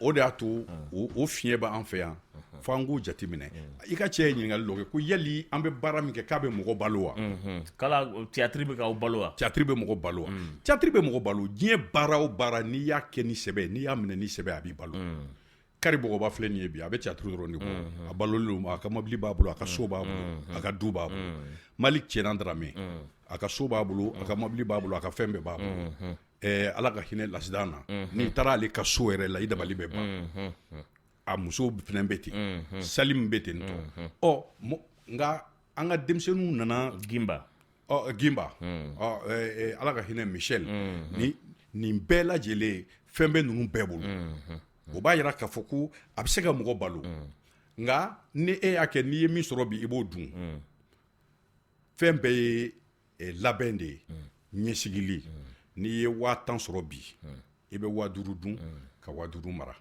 o yɛrɛ dɔrɔn tɛ kɔrɔ i bɛ fɛn fɛn kɛ diɲɛnatigɛ la tout ce que tu fais dans la vie tout ce que tu veux entreprendre dans la vie il faut avoir l'amour de la chose a b'i nafa i ye wari bila kɛrɛfɛ o i ma wari bila kɛrɛfɛ o wari min ka kan ka bila kɛrɛfɛ n'o nana o bɛ bila kɛrɛfɛ wari min ka kan ka so jɔ n'o nana o bɛ so jɔ mais i ma n'i bolo don diɲɛnatigɛ fɛn fɛn na i b'o de fɔ i denw ye i b'o de fɔ i dɔgɔninw ye i kɔrɔ minnu fana bɛ retard la n'u tun b'a faamu parce que on dit que ko bɛɛ kunu kuma i ka sɔgɔmada ye n'i kunna ka bɛn ni nin kuma in kɔni fɔli ye i mana fɛn fɛn kɛ mais e fan kelen de bɛ micro la yan tu te dis non ben je vais être animateur de radio pour un moment après je vais changer o changement in tina i tina bɔ micro kɔfɛ i tina micro in kɛ ni sɛbɛko ye i t'i ɲɛta sɔrɔ n bɛ min fɔ Buba Kante ye aw kan aw ni kɛra nin fɛ de o kojugu aw ni kɛra fɛ k'a kɛ de telle sorte que hali aw jɔlen yelen gansan dɔrɔn mɔgɔw bɛ yɛlɛ aw jɔlen yelen gansan dɔrɔn tout le monde sait au Mali et en dehors du Mali que Magma est un homme de culture bɛɛ b'o dɔn i sɔnna o ma o bɛɛ b'o dɔn i ma sɔn o ma o bɛɛ b'o dɔn hali i ka émission musicale la i bɛ culture gosi i ka émission minnu bɛ kɛ télévision na i bɛ homme de culture de fana wele tout le monde sait que Magma Gabriel est un homme très très très fâché pour la culture malienne. C'est vrai. Et mais pourquoi? Très fâché. Bawo ɲɛ bɛ a kɛcogo ɲuman na nka a kɛbaga tɛ yen. I ɲɛ b'a kɛcogo ɲuman na mais a se t'i ye. Ayi a kɛbaga de tɛ yen. Non a se de tɛ e ye o. N'o tɛ a kɛbaga bɛ créer i b'a kɛbaga créer o. Ayi i b'a dɔn n b'a fɛ ka min fɔ minnu b'a fɛ ka seko ni dɛnko dɛmɛ minnu b'a fɛ ka seko ni dɔnko dɛmɛ a se tɛ olu ye minnu bɛ se k'a dɛmɛ olu hakili t'a a dɛmɛni ye. An tun b'o yɔrɔ de kan sisan quand il ko un moment donné que la privatisation de la culture africaine malienne hein, et que Malien minnu bi yan ni se b'u ye n'u ɲɛ tɛ culture dɛmɛli la i tun b'o ko de développer n bɛ k'o de fɔ un moment donné. awɔ ɔ minnu bɛ yen ni wari bɛ olu bolo olu ka wari bɛ don politiki ko de la u ka wari bɛ di a minnu mago t'u ka wari la u ka wari bɛ di olu de ma. minnu mago t'u ka wari la. u ka wari bɛ di olu de ma o. an bɛ don min na i ko bi ni e mɔgɔ o mɔgɔ i b'a fɛ an ka seko ni dɔnko ka taa ɲɛ n'i ye lɛtiri ci n'i ye bataki ci mɔgɔ o mɔgɔ ma an b'a fɛ ka nin sinima in dilan a ye dɛmɛ don an ma an b'a fɛ ka nin baara in kɛ ka nin baara in kɛ a ye ka nin baara in kɛ an b'a fɛ ka nin kɛ i tɛ mɔgɔ sɔrɔ min b'i dɛmɛ nka a fɔ dɔrɔn an b'a fɛ ka nin kɛ an b'a fɛ ka nin ɲɛnajɛ in kɛ yan a ɲɛmɔgɔya bɛ président de la république musow bolo. bɛɛ bɛ na. bɛɛ bɛ na. non bɛɛ bɛ na. Boubacar Sidibe Koma o tun b'a fɛ ka film kɛ walasa an ka sécurité mɔgɔw ka olu ka u ka baara ka a yira mɔgɔw k'a ye sinima na a ye gosili kɛ fan bɛɛ a ye ɲininkali kɛ fan bɛɛ a ye ci bila ka taa fan bɛɛ mɔgɔ si ma dɛmɛ don a ma nka a sera Salif ma général Salif Traoré ma a ser'o ma k'a fɔ o ɲɛna o ko ko nin bɛ baarakɛla anw de ye ani dɛmɛ min ka kan a y'o k'a ye a ye dɛmɛ kɛ a ye bawo o bɛ baara min na ko nin bɛ anw ka baara de la o mɔgɔ man ca Mali la o k'a fɔ ko nin bɛ ka baara min kɛ nin bɛ anw de ye an k'a dɛmɛ a ka o baara kɛ i t'o o mɔgɔ sɔrɔ mɔgɔ kɛmɛ o kɛmɛ i b'a sɔrɔ mɔgɔ 5 mɔgɔ 6 de bɛ se k'o faamu wagati la kulu tun ye Tam Voyage dayɛlɛ Tam Voyage dayɛlɛla a ye groupe de théâtre dilan Habib Michel ani Ousmane Sow olu de tun bɛ ɲɛnajɛw labɛn k'a bɔ Tam tɔgɔ la u ye Laji Yurugu bɔ u ye ɲɛnajɛ caman labɛn o kɔnɔna na a bɛ wari di u b'a labɛn ka yala ni a ɲɛnajɛw ye anw taara fo Moti n'a ɲɛnajɛw ye nka i t'o mɔgɔ sɔrɔ an bɛ don min na i ko bi o n'o dun ma kɛ seko ni dɔnko tɛ se ka bɔ nɔgɔ la n'o ma kɛ seko ni dɔnko tɛ walawala cogo si la bawo n'i ye an ka seko ni dɔnko budget yɛrɛ ta k'a lajɛ ministère de la culture n'i y'a budget ta k'a lajɛ i b'a ye k'a fɔ ko fosi tɛ se ka kɛ n'a wari ye yarɔ hakili b'a la n y'a f'i ɲɛna n ko mɔgɔ kɛra ministre de la culture ye n k'olu ɲɛkili ka bon ni ɲɛkun oui, i y'a fɔ dɔgɔkun tɛmɛlen n y'o fɔ yan o bɛ mun yira o b'a yira k'a fɔ ko ni wari tɛ baara de tɛ se ka kɛ ni wari tɛ seko ni dɔnko tɛ se ka walawala n bɛ ɲininkali kelen kɛ parce que mɔgɔ caman bɛ an ka kɛ maliyɛn hakilina ye quoi maliyɛn bɛ fɛ k'a sɔrɔ sisan d'accord an ka taa n'o hakilina ye kɔrɔ ni mɔgɔ sɔrɔla sisan min bɛ se ka yɔrɔ du filimu diyara bɛɛ ye Mali y'a bɔ a laban taara di A+ mɔgɔw ma après j'ai vu film wɛrɛw tun bɛ A+ la farafinw y'an bɛɛ y'a bɔ bon maintenant est-ce que ni mɔgɔ min ko k'a bɛ o scénario façon nin ka i jɔ n'a ye a bɛ fɛn sɔrɔ wa n'a y'a dilan yala ORTM b'a san wa n ko bɛ k'o de f'i ɲɛna yala Burkina télévision b'a san wa i b'a dɔn Du la Famille Mali Côte d'Ivoire télévision b'a san wa Du la Famille ne y'a kuma mɛn fɔlɔ an tilalen kɔ a baara la ne y'a kuma mɛn fɔlɔ Maroc de Mali ta nin Mali ka Du la Famille a bɔlen kɔ an y'a baara kɛ k'a ban tuma min na ne y'a kuma mɛn siɲɛ fɔlɔ min na n y'a mɛn Maroc de an taara ne tun ye membre du jury ye festival de Kouriba la Sénégal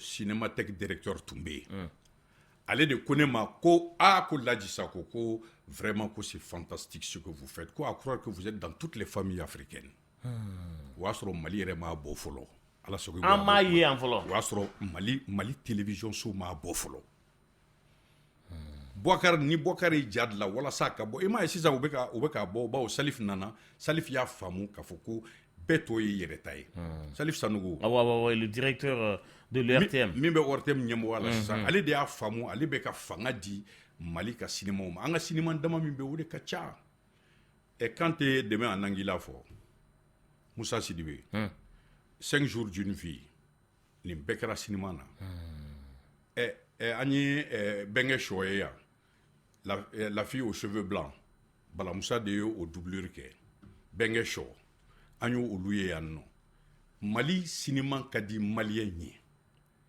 nka fɔ a ka malien hamina de fɔ malien hakilina de fɔ mun ye du ja mɔgɔw ye baw du bɛɛ ka du kɔnɔ nin bɛ bɛɛ ka du kɔnɔ min bɛ ka sɛbɛn min bɛ ka fɔ a bɛ bɛɛ ka du kɔnɔ a ye ko n'i donna mɔgɔw ka du kɔnɔ de k'a fɔ i n'a fɔ fɛn min don ka bɛɛ ka du ja ta k'a kɛ film ye ne ye fɛn dɔ dilan oba ne ye oba dilan ORTM y'a bɔ siɲɛ 1 k'a bɔ siɲɛ 2 52 épisodes awɔ nka don dɔ an ye fɛn dɔ joué ni an ye o dugujɛ an ye ɲɔgɔn ye dɔ ko a ko Magma ko tiɲɛ yɛrɛ la ko i y'a daminɛ dɔrɔn ko ne ye n cɛ wele ko k'a sigi cɛ min b'a muso ka fɛnw suɲɛ ka taa feere kɔrɔ ye nin gɛlɛya dɛ a bɛ du kɔnɔ a bɛ ko ka Yasini kalan du kɔnɔ o bɛ kalan du jumɛn kɔnɔ ko ka Yasini kalan o bɛna kalan du jumɛn de kɔnɔ cɛ ko Yasini tɛ se ka kalan ko ni Yasini kalan du kɔnɔ ko mɛlɛkɛ tɛ jigin so ko Yasini dun bɛ kalan de a ko bon k'e bɛ Yasini kalan mun de la ko n bɛ Yasini kalan ko n ka sɛba n'a fɛnw ko sɛdenw bɛ munumunu na sɛba nɔfɛ min na ko awɔ k'o bɔ Yasini na k'o bɛ ne bolo ko k'ale a ka nɛgɛ dun warijɛ nɛgɛ dun ko kɔnɔ kama fɛn ne bɛ min na k'o bɔ Yasini na ja cɛ o bɛ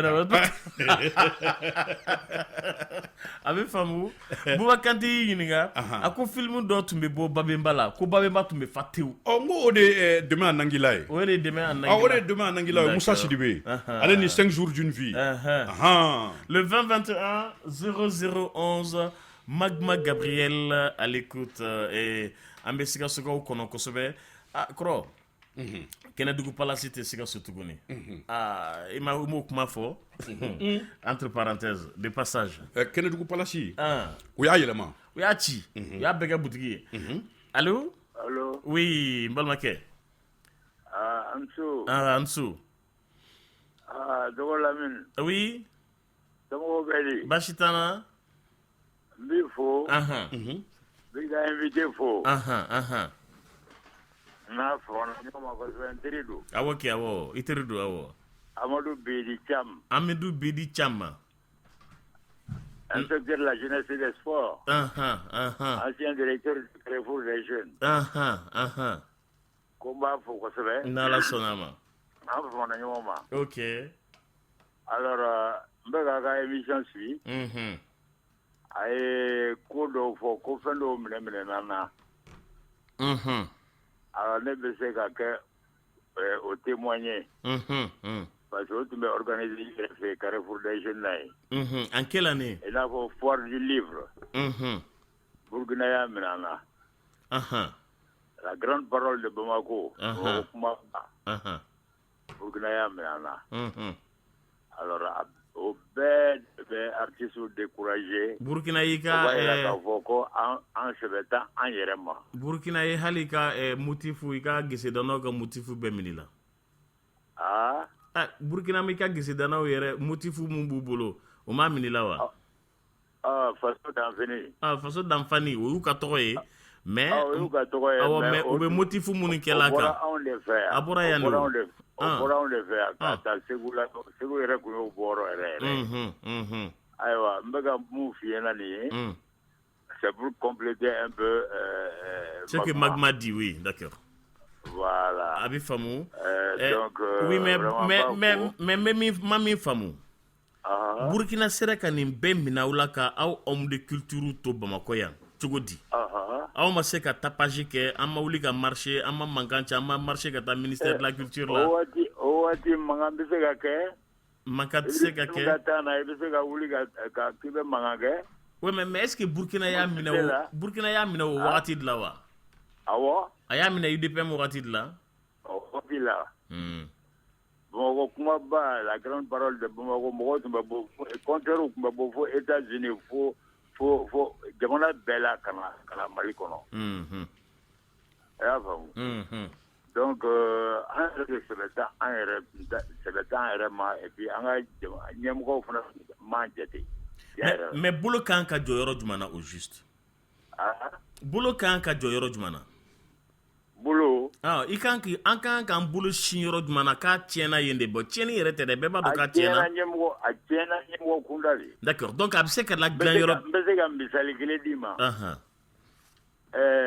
président Alpha Omar Konare o y'a sɔrɔ biennale ba 12 la biennale ka di Mali bɛɛ lajɛlen ye a tun bɛ mɔgɔw permet ka don ɲɔgɔn na Alpha y'a ka mandat 2 kɛ biennale kelen Maguma bɛ se ka témoigner a ma kɛ e b'o jate minɛ cogo di Alpha ka wagati la biennale kelen ma kɛ a kelen a ɲininka mais yala kun tun t'o la wa kun tun t'a la wa ɲɛmɔgɔ de tun b'o ale de bɛ se k'o kun dɔn a y'a faamu donc o bɛɛ fɛn contribuer pour que ka se ka mɔgɔw décourager dɔɔni ka minnu sɛbɛn a ma olu galabu kari n'olu galabu karila a nɛgɛ bɛ minnu na olu b'a ta a ye dɔ fɔ sisan nɔ k'a fɔra k'an ka taa inspirer Burkina kan an bɛ se ka taa inspirer Burkina kan cogo di Burkina ba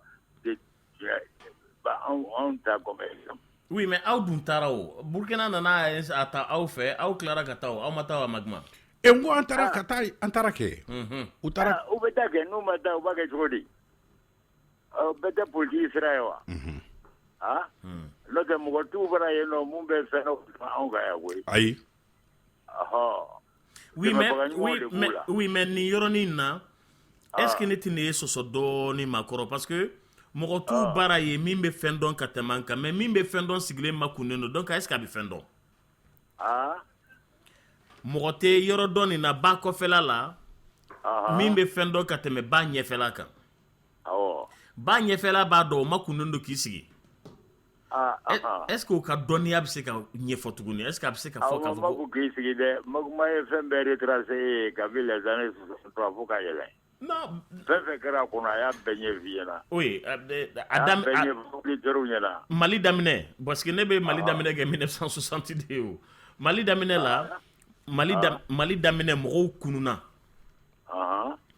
ka u ka kɛta kɛ k'u ka fɔta kɛ ka jamana kɔnɔla ka mɔgɔ min yɛrɛ diyara ne ye 1960 mɔgɔw yɛrɛ la kosɛbɛ u ye ka adamadenw tin don ɲɔgɔn na ka jamana tin don adamadenw na bɛɛ kulekan tun ye ko Mali ni ko tun ye Mali sɔrɔ bɛɛ dusukun bi yɛrɛ n t'a dɔn n'i b'a faamu donc olu mɔgɔw sera k'o kɛ o nana tiɲɛ mɔgɔw bolo 1960 mɔgɔw n b'i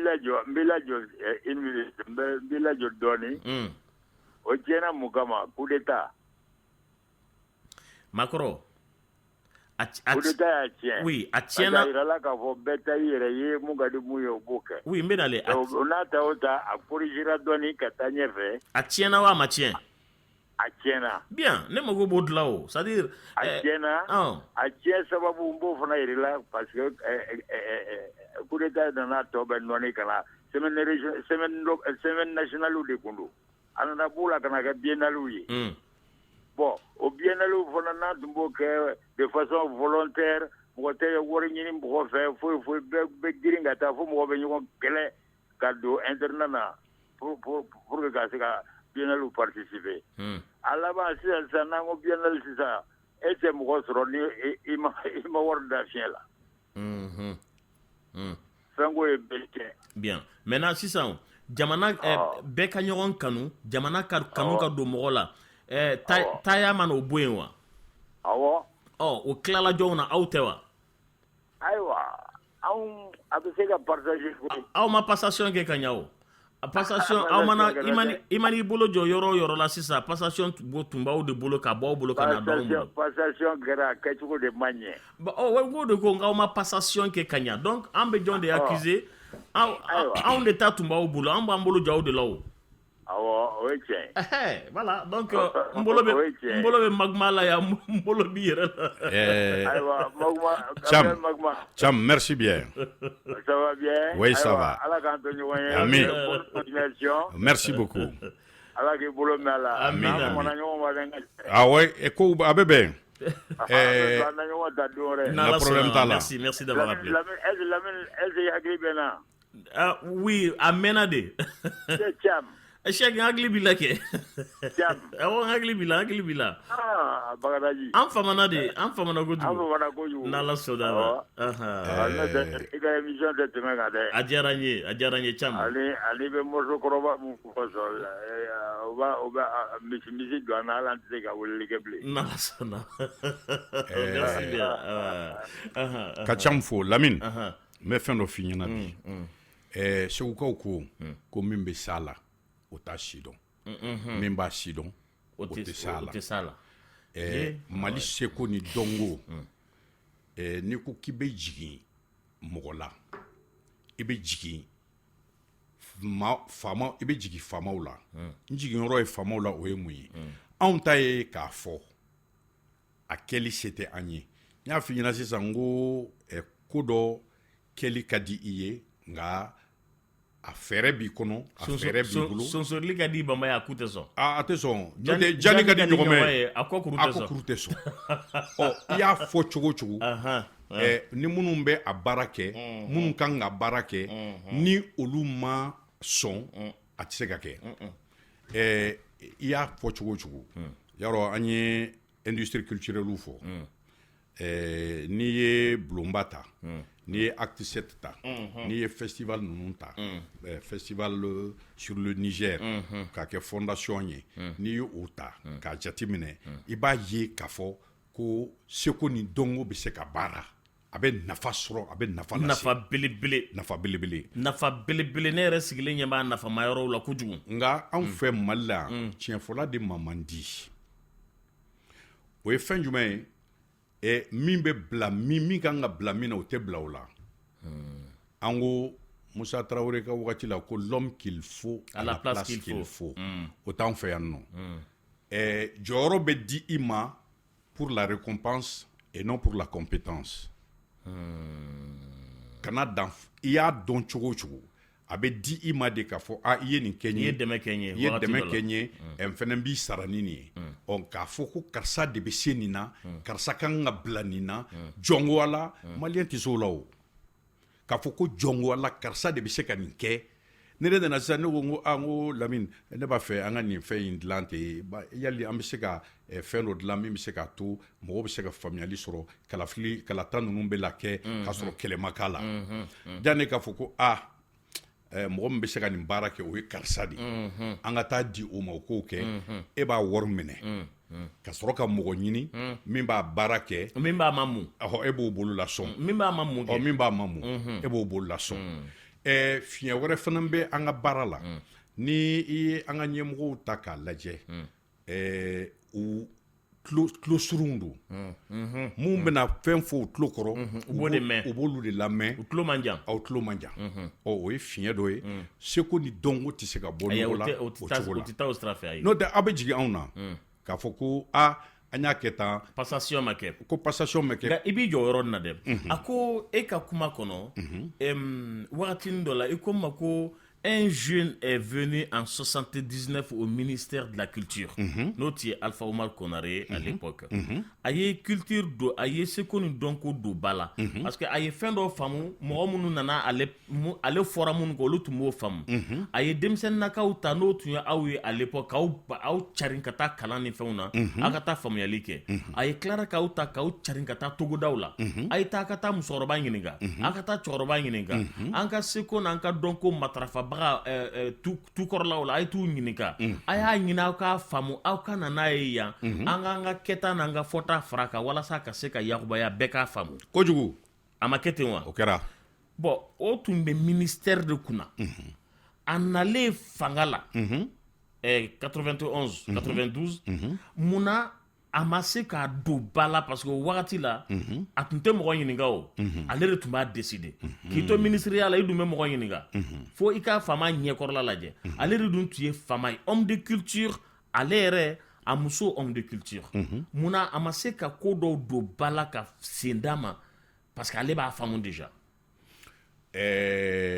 mun y'o kɛ a nana fɔ a ye ko baara wɛrɛ bɛ yen ko ci wɛrɛ bɛ buramuso ba la min tɛ sɛsibɔ ye o kɔrɔ ye mun ye ko ɲɛsin yɔrɔ wɛrɛ bɛ yen min tɛ seko ni dɔnko ye ko i tɛ se ka seko ni dɔnko walawala ka sɔrɔ ji ma sɛnɛ ji ma di jamana yɔrɔ dɔw la jamana yɔrɔ dɔw la k'i tɛ se ka seko ni dɔnko walawala k'o yiriwa k'o bɔ nɔgɔ la ka sɔrɔ dɔgɔtɔrɔso kɛnɛyaso ma jɔ Mali yɔrɔ dɔw la k'i tɛ se ka seko ni dɔnko so jɔ ka sɔrɔ i y'a faamuya b'a la kalansow ma jɔ yɔrɔ dɔw la k'i tɛ se ka seko ni dɔnko yiriwa ka sɔrɔ i y'a faamuya b'a la kɔngɔ bɛ yɔrɔ dɔw la nazaraw nana o de yira a la k'a fɔ ko a tɛ se ka kɛ cogo si la ni i ko k'i b'o kɛ i y'a faamuya b'a la ko i bɛ fiɲɛ kɛ k'olu ka wari tɛ don o da fɛ bawo olu t'a fɛ an ka seko n'an ka dɔnko ka bɔ nɔgɔ la olu t'a fɛ an ka seko n'an ka dɔnko ka yiriwa sanga ni wagati n'i nana a y'a ka san hakɛ min kɛ ni biennale ma kɛ a bɛ se ka faamu cogo jumɛn biennale min kɛra a kɔnɔ o y'a wele ko SNAC Semaine nationale des arts et de la culture a wagati ala ka hinɛ Pascal Babala ale tun ye ministre seko ani dɔnko ye a ye SNAC organisé a réunion na u ye ne Karijiga ni Aruna Bari o bɛ tiɲɛ so bɛ u y'anw gɛn bawo an ko SNAC k'aw gɛn o y'an gɛn ka bɔ a commission na ko anw ye réformateurs ye bawo an ko rénover ne ko à force de rénover on va se perdre carrément oui bawo ni donna ni turu min ye n'i y'a di i bɛ kɛ dɔnbaga lafili ye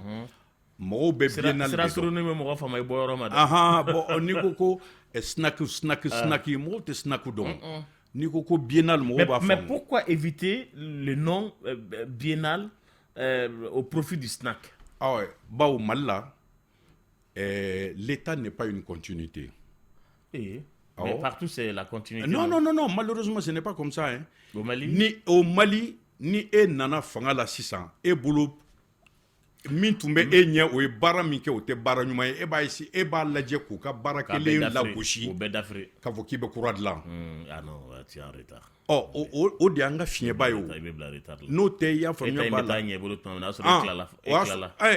o fiɲɛ de b'an ka jamana la n'i ye o jateminɛ o de y'a to u ye SNAC ko fɔ an y'a f'u ɲɛna an ka tɔnsigi dɔ senfɛ n ko SNAC ni i donna ni turu min ye n'i y'a di i bɛ kɛ dɔnbaga lafili ye u ko k'anw ye réformateurs ye k'anw ye IDPM mɔgɔw ye ko anw b'a fɛ ka u lasegin biennale de la i m'a ye bawo anw kɛlen bɛ ka institution liée mɔgɔw la Cross de la commune 3 tun bɛ yan Djibril Diallo de y'a sigi sen kan Cross de la commune 3 au moment où ça commençait à avoir une envergure internationale yɛlɛma nana don fanga la a bila la Cross tɛ kɛ bilen parce que olu bolo Djibril Diallo de y'a kɛ le Bosquet Boubacar Diallo n'i ye min tun fɔ au départ n'a tun tora sen na k'a fɔ ko dugu bɛɛ ka i y'a faamuya an ye kungo belebeleba sɔrɔ Sahel an ye kungo sɔrɔ y'a ye wa an ye kungo sɔrɔ nka n'i taara Kayindi bi yiri mun turulen bɛ yen Musa de y'u bɛɛ laturu Sahel vert ko wagati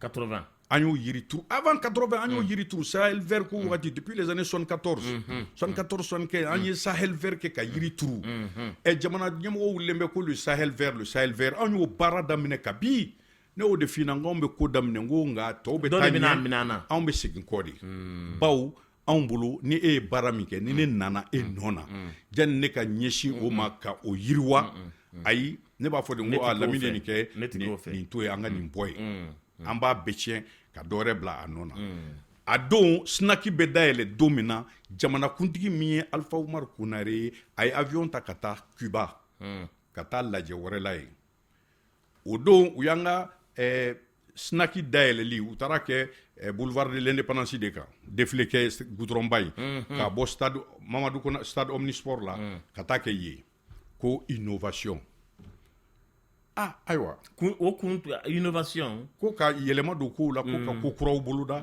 bawo mɔgɔw nana ni hakilina kura ye ko biennale ye UDPM ka fɛn ye sisan olu mago bɛ min na o ye u k'u tɔgɔlata dilan. Oui, bon, mais est-ce qu'à tout famille fait qu'à fond UDPM tombé Mali de Togola? Aïe, au mot fameux, c'est pourquoi je dis que chez nous, l'État n'est pas une continuité. Nagajuri Mugan Kele Founi Foutan Kele Magma Gabriel, l'homme de la culture à Tlubila. Retlena. Allô, salam alaikum. Wa alaikum salam Balmake. Ibi kuma kan korota doni? Ne tuma fɛ ka ɲininkali dɔ kɛ Makuma Gabriel la. Voilà, i ko ma ko Mali t'a den fɛ. Ne b'a ɲininka n'o y'a sɔrɔ Mali yɛrɛ est-ce que a tɔgɔ dara Dila Mali de la. Parce que dɔw b'a fɔ ko tubabuw de arabuw de fɔlɔ donna yan nɔ ko Mande de don mais o ma se ka Mande sɛbɛn o y'a sɛbɛn Mali. O ɲinɛ ne ka ɲininkali. D'accord. Nin tɛ baasi ye. Yaro y'a fɔ ko lɔnni tɔnɔ ka bon. O tuma i b'a fɔ n'i ye a jateminɛ professeur Drissa Jakite a ye gafe dɔ sɛbɛn a ye gafe min sɛbɛn o wagati y'a sɔrɔ fagarokɛ 13 wagati o y'a sɔrɔ Jala Konate de tun bɛ fanga la Jala Konate bɛ fanga la o y'a sɔrɔ hali Sunjata ninnu ma na fɔlɔ Jala Konate tun bɛ fanga la a fɔra Manden sɔrɔla cogo di a fɔra ko walasa dugukolo in n'o tɛ Manden tɔgɔ tun ye ko Genge Genge n y'o mɛn oui o ko walasa Genge dugukolo ka tɔgɔ sɔrɔ Genge dugukolo ka barika ko fɔ ka jilama le lamentin ko fɔ ka o den de kɛ saraka ye ka dugukolo saraka ni o ye o de den minɛna o sɔrɔla bosow fɛ k'o minɛ k'o kɛ saraka ye ka Genge dugukolo saraka ni o ye o saraka bɔlen ka ban ka sogo tila dɔɔnikɛlaw y'u sigi ko mun b'a jira an na sisan an bɛna mun ye sisan min b'a jira an na k'a fɔ ko an ye saraka min bɔ k'a minɛna o y'u sigi u b'o sigi de la Mali de bɔra ji la ka kasi Mali kasira k'i tunu ka bɔ ka kasi k'i tunu ka bɔ ka kasi siɲɛ saba o la u b'a ko i ye Mali kasira ka ban nin kɛra hɛrɛ kura ye o ko o de y'a jira k'a fɔ ko sisan ko an ka saraka minɛna Maden kɛra ka dugukolo min saraka o de kɛra Manden ye Maden ji la Maden min kɛra ka dugukolo saraka Maden ye dugukolo min saraka Maden o de kɛra Manden ye o de y'a to Mali min bɔra ka kule o de kɛra Keita ni Konatew tɛnɛ ye Magma Gabriel tana de ye Mali ye Keita bɛɛ tɛnɛ ye Mali ye donc kɔngɔ b'aw fa ka Mali sogo t'aw kɛrɛfɛ e bɛ Mali sogo dun cogo di mais ne bɛ se ka dun e bɛ se ka dun aw tɛ marakaw ye aw bɛ se ka dun an b'aw dilan k'aw feere aw bɛ se ka dun i y'a faamu o de u b'a fɔ ko lɔnni tɔnɔ ka bon o kama o b'a fɔ ko Mali n'o tɛ n'i ye jateminɛ kɛ Mali c'est le mouvement africain pour la libération et l'intégration. Ça, c'est la définition du Mali que tu donnes. Oui, Mali, mouvement africain pour la libération et l'intégration. An ka jamana, c'est-à-dire Mamadou Konate ninnu ni fɔlɔ mɔgɔ minnu ye a ko ɲɛɲini o de tun ye mouvement africain pour l'intégration, pour la libération et l'intégration. O y'o de définition d'a ma. O de ye Mali ye. I y'a ye wa? Nka Mali min kasira o de kɛra an ka emblème ye. N'i ye hala jateminɛ i b'a ye k'a fɔ ko an ka armoirew kan Mali kunkolo de b'a kan. Les seaux. Mali kunkolo t'a kan. Oui, mais est-ce que ɲininkali ni armoire fɛngɛ in falenna Mali kunkolo falenna sisan ka Mali to Mali tɔgɔya la ka Mali ja bɔ fɛn ninnu kan o bɛ se ka kɛ cogo di? I b'o kɛ i ka sɔrɔ jamana tɔgɔ de bɛ falen minɛ ka bɔ o la n'a bɔr'o la i bɛ Maliden kura sɔrɔ i bɛ jamanaden kura sɔrɔ i bɛ hakilina kura sɔrɔ. Gamaso. Gamaso. A capitale. Capitale. Toujours Bamako. Bamako tɛ dɔwɛrɛ ye o Bamako tubabu y'a kɛ Bama 3 de ye. Bawo Bamako histoire la n'i ye jateminɛ, il y a 3 origines, il y a 3 sources dans la fondation de Bamako. Donc ko Jamusa Jan ale de nana ka bɔ Lambidu. Donc ko Samale Bamba o de nana ka bɔ Samale. Mais Samale Bamba in de fɛngɛ ka bon a kɔnɔ ka tɛmɛ dɛ. Ayi ko Samale Bamba de nana ka bɔ Samale.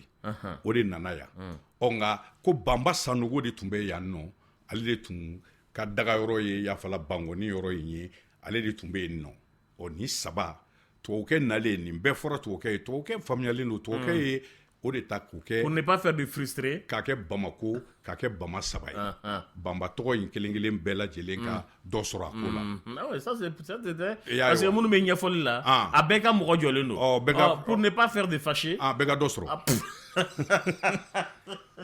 Le 20 a bɛ faamu Ala ka hɛrɛw caya. Amen. Magma Gabriel tulo b'i la an ka taa fɛ hɛrɛ tilenna. Allô? Allô? Le 20 oui, allô, oui? Amba. Omel Gabriel Fou. N'ala sɔnna ma tulo b'i la, oui. Lamini kuma dɔ bɛ kuma in kɔnɔ kɛ.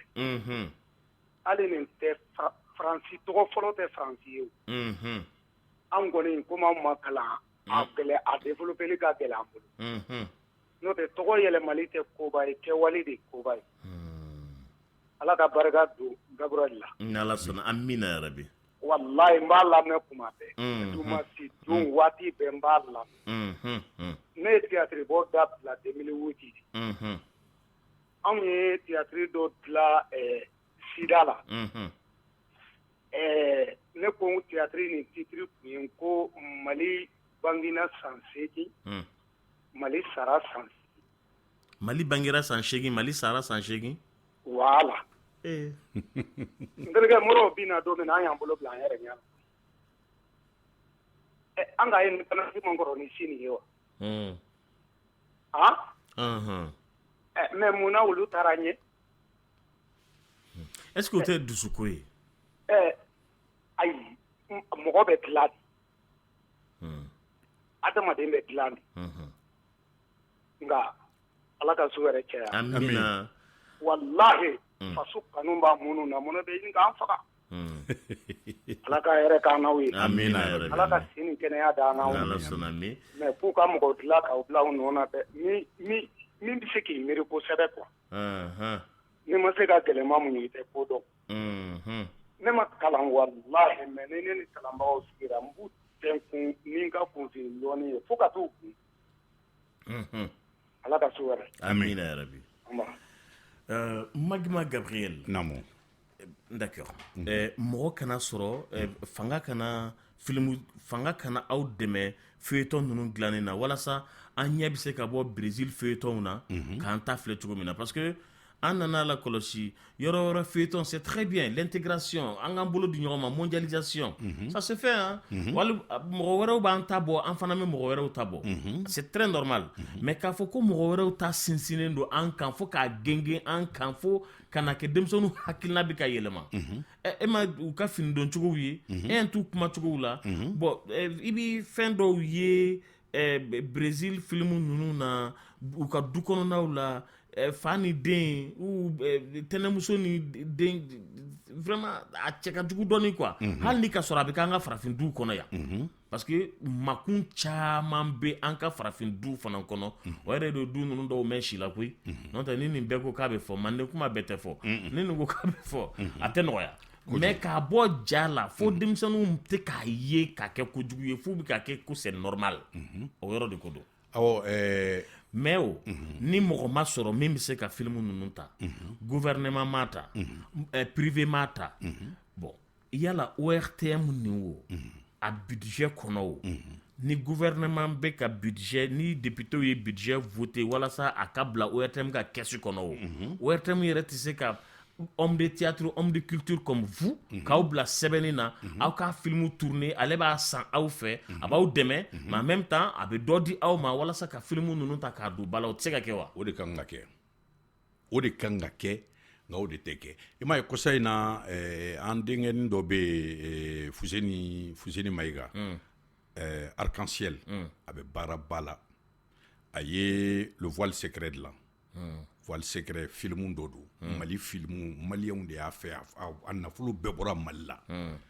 a ko an ma ko n'an b'a fɛ k'a kɛ k'a b'a fɛ Mali seko n'a dɔnko de ka yiriwa bɔgɔlanw ni an ka bɔgɔlanfiniw ni an ka k'o de don o de bɛ don a la mɔgɔw k'a dɔn k'a fɔ ko an ka jamana fana ye fɛn min ye k'a fɔ ko fɛn b'an fana bara nɔ consommer malien nka ni i y'a kɛ k'a fɔ ko i b'a fɛ ka o kɛ an bara yan fo an ka jamana ɲɛmɔgɔw de ka se ka u yɛrɛ bɔ tubabuw bolo u ka se k'u yɛrɛ bɔ nazaraw bolo u tɛ se k'u yɛrɛ bɔ nazaraw bolo mun na bawo nazaraw bɛ se an na nazaraw b'an dɔn ka tɛmɛ an yɛrɛ kan u y'a daminɛ ni mun ye u y'an ka sinimasow feere a bɛɛ sinimasow ma feere wa foyi tɛ ka an jagoya k'an bila jabaranin kan jagoya la o tuma olu sago n'u dɔngɔ bɛ fɛn minnu na olu de bɛ na anw fɛ yan nɔ an b'olu de lajɛ k'an ja minɛ a diyara an ye an b'a lajɛ a ma diya an ye an b'a lajɛ o de y'a to mais o ye Mali de ye o mais est-ce que sinimaso man ca Burkina sinimaso ka ca Burkina kɛ bawo Burkina ɲɛmɔgɔw y'a dɔn k'a fɔ k'olu ka nafa bɛ fɛn min na oui depuis la révolution an ka jamana ɲɛmɔgɔw ka sira tɛ Mali ka nafa la o olu ko u yɛrɛ n'i ye maliyɛn bila ka taa négociation na jamana wɛrɛ fan wɛrɛ fɛ i b'a jateminɛ a kɔlɔsi i y'a ye organisation internationale fɛn o fɛn bɛ yen i ye maliyɛn jumɛn ye a la k'a fɔ k'a ye maliyɛn wele ka na n'a ye k'a bila a kɛrɛfɛ n'i ye wolofɔ bila organisation fɛn o fɛn ɲɛmɔgɔya la i b'a ye a b'a kɛrɛfɛla bɛɛ Abdou Diouf to fɛn kunna a wolofɔ caman tun b'a kɛrɛfɛ a b'a kɛrɛfɛla bɛɛ kɛ francophonie awɔ a b'a kɛrɛfɛla bɛɛ kɛ wolofɔ ye n'i ye Burkinabe ta ka bila fɛn o fɛn ɲɛfɛ a b'a kɛrɛfɛla bɛɛ kɛ Burkinabe ye nka anw fɛ Mali la yan n'i ye maliyɛn ta ka bila fɛn o fɛn ɲɛfɛ a bɛ maliyɛnw mabɔ a la de bawo n'i ye maliyɛn magɛrɛ i la maliyɛn de fɔlɔ b'i coro maliyɛn yɛrɛ de fɔlɔ b'i coro k'a ɲini k'a sigi i sigiyɔrɔ la o fiɲɛ de b'an fɛ yan d'accord donc yana an bɛɛ k'an bolo don mɔgɔ kelen kɔrɔ k'a tintin ka yɛlɛ an b'an dula la de a ka jigin ale tɛ yɛlɛ anw tɛ yɛlɛ i y'a ye wa bɛɛ bɛ to nagasi la yiri jukɔrɔ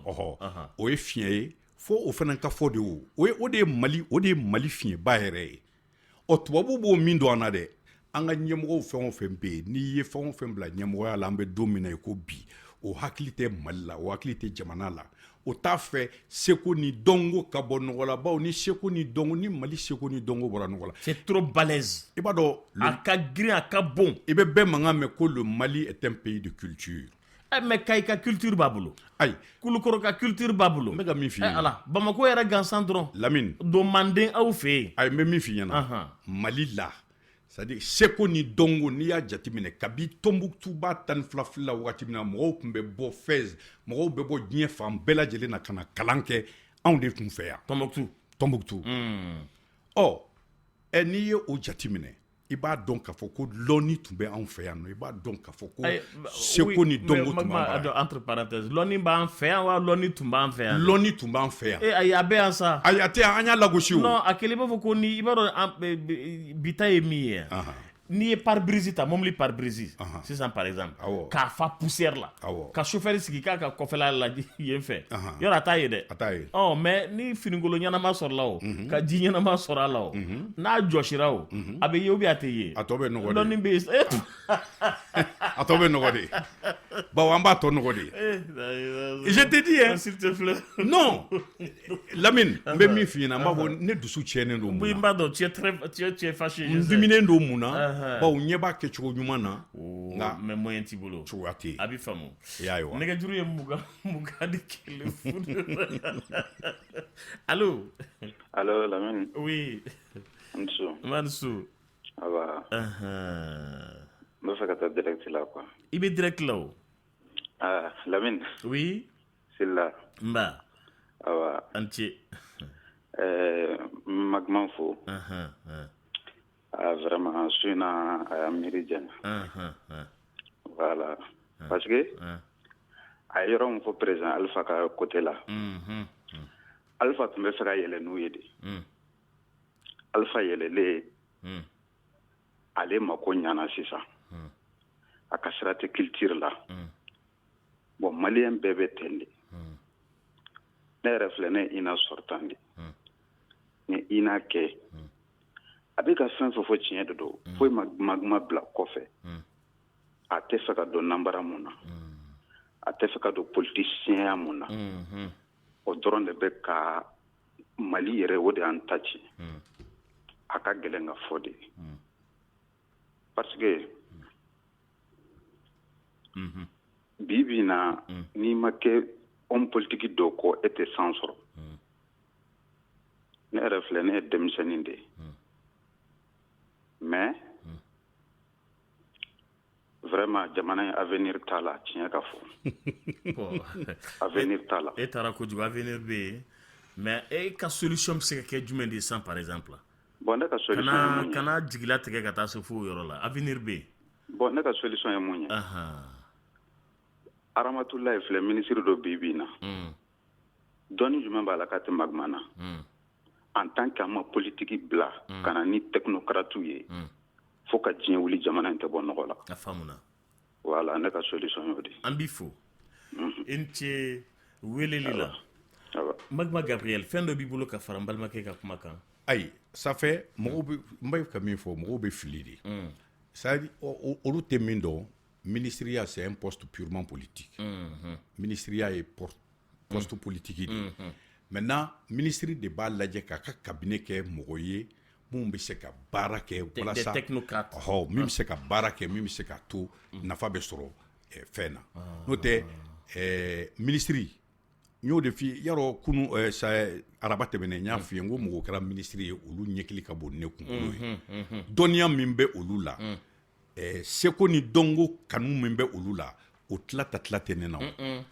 Aramatulayi filɛ nin ye Aramatulayi b'a se la nka i y'a faamuya b'a la comme on le dit la plus belle femme ne peut donner que ce qu'elle a ni min ma di a ma a tɛ se k'o baara o ale bɛ baara kɛ hakilina dɔ de fɛ le ministre est là pour l'exécution de la politique dans un domaine spécifique gouvernemental ou gouvernement ka politique présidentiel voilà gouvernement ka politique ale b'o sira de tagama nka feuille de route de don quoi a yɛrɛ ka décision t'a kɔnɔ ayi gouvernement ye a ka seko ni dɔnko bila hakɛ min na ministre tɛ se ka tɛmɛ o kan o i kɔnɔnajɛra cogo o cogo den naaninan tɛ se ka den nɔrɔ da ko ye o bɛ gɛlɛya dɛ ayiwa n bɛ fɛn dɔ fana f'i ɲɛna i ko o jate minɛ ni i nana sisan n'i kɛra ka i bila ko i ye ministre ye c'est pas parce que i ye ministre ye k'a fɔ ko e bɛ se ka nin kɛ i bɛ se ka nin kɛ i bɛ se ka nin kɛ o ministeriya to o ye ministre ye fɛn dɔ ye ni seko ni dɔnko o ministre e bɛ seko ni dɔnko baara a jate minɛ e ka politiki tɔnw yɛrɛ ta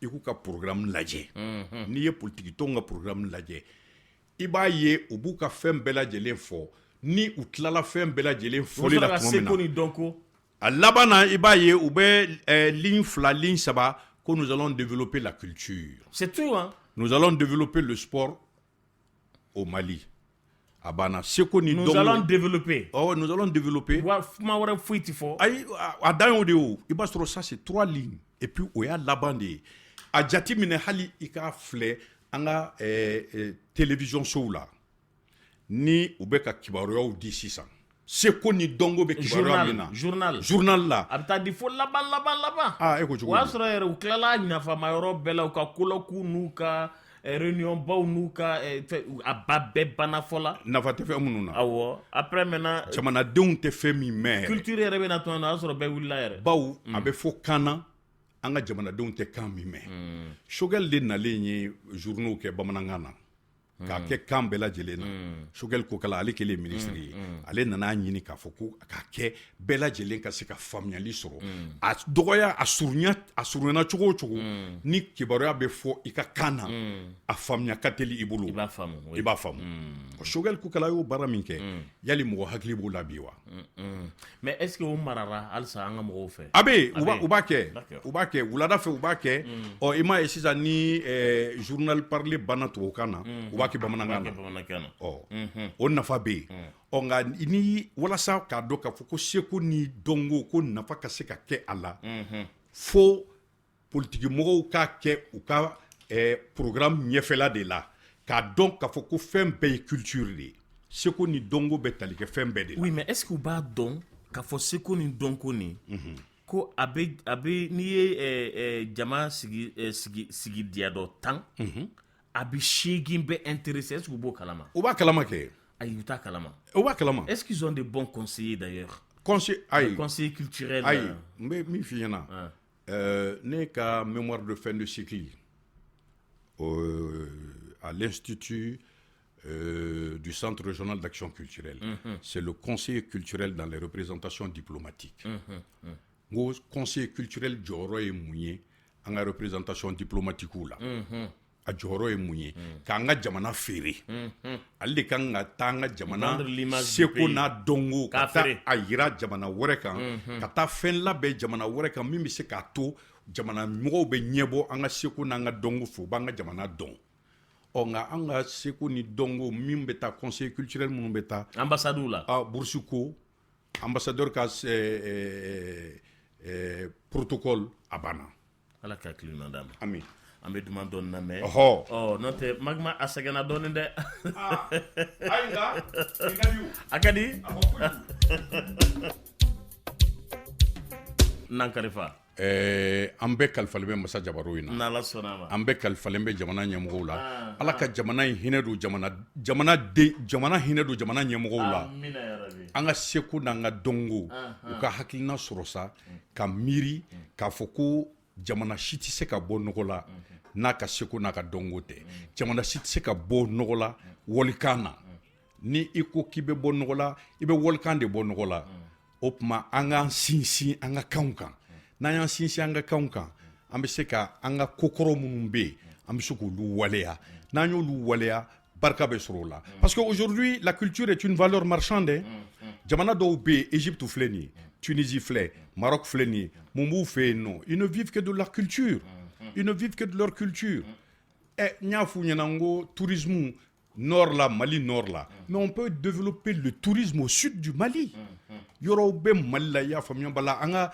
jamana worodugu yan fanfe anga jamana tlebi yan fanfe anga jamana tlebi yan fanfe yoro be ya famia bala ambi se ka tourisme développer non ni bara be kanga se ka ke onga fo mo de kasoro mimbe o nyininu ke mimbe o barake ka o dajira anga jamana kun nyamgo la o ka se ka tuku o no fe anga se ka bo bolokono mogoya ye na bawo an keleme bolokono mogo di anga jamana nyamgo ye bolokono mogo ye anga fon ceux qui ont pouvoir de décision ou be bolokono mogo di ni nazaro ma fo ko ka minke o teke ni tubabu ko ka min bo nogola o yoro de be bo nogola ni français ko ka min bara o yoro de be bara mais magma ambise ka bo o jonya kono wa ambise ka bo kono ke décision dron ambise ka bo akono ngo hakilina ko de drondo on a besoin d'un changement de mentalité qu'on arrête d'être complexé devant l'homme blanc.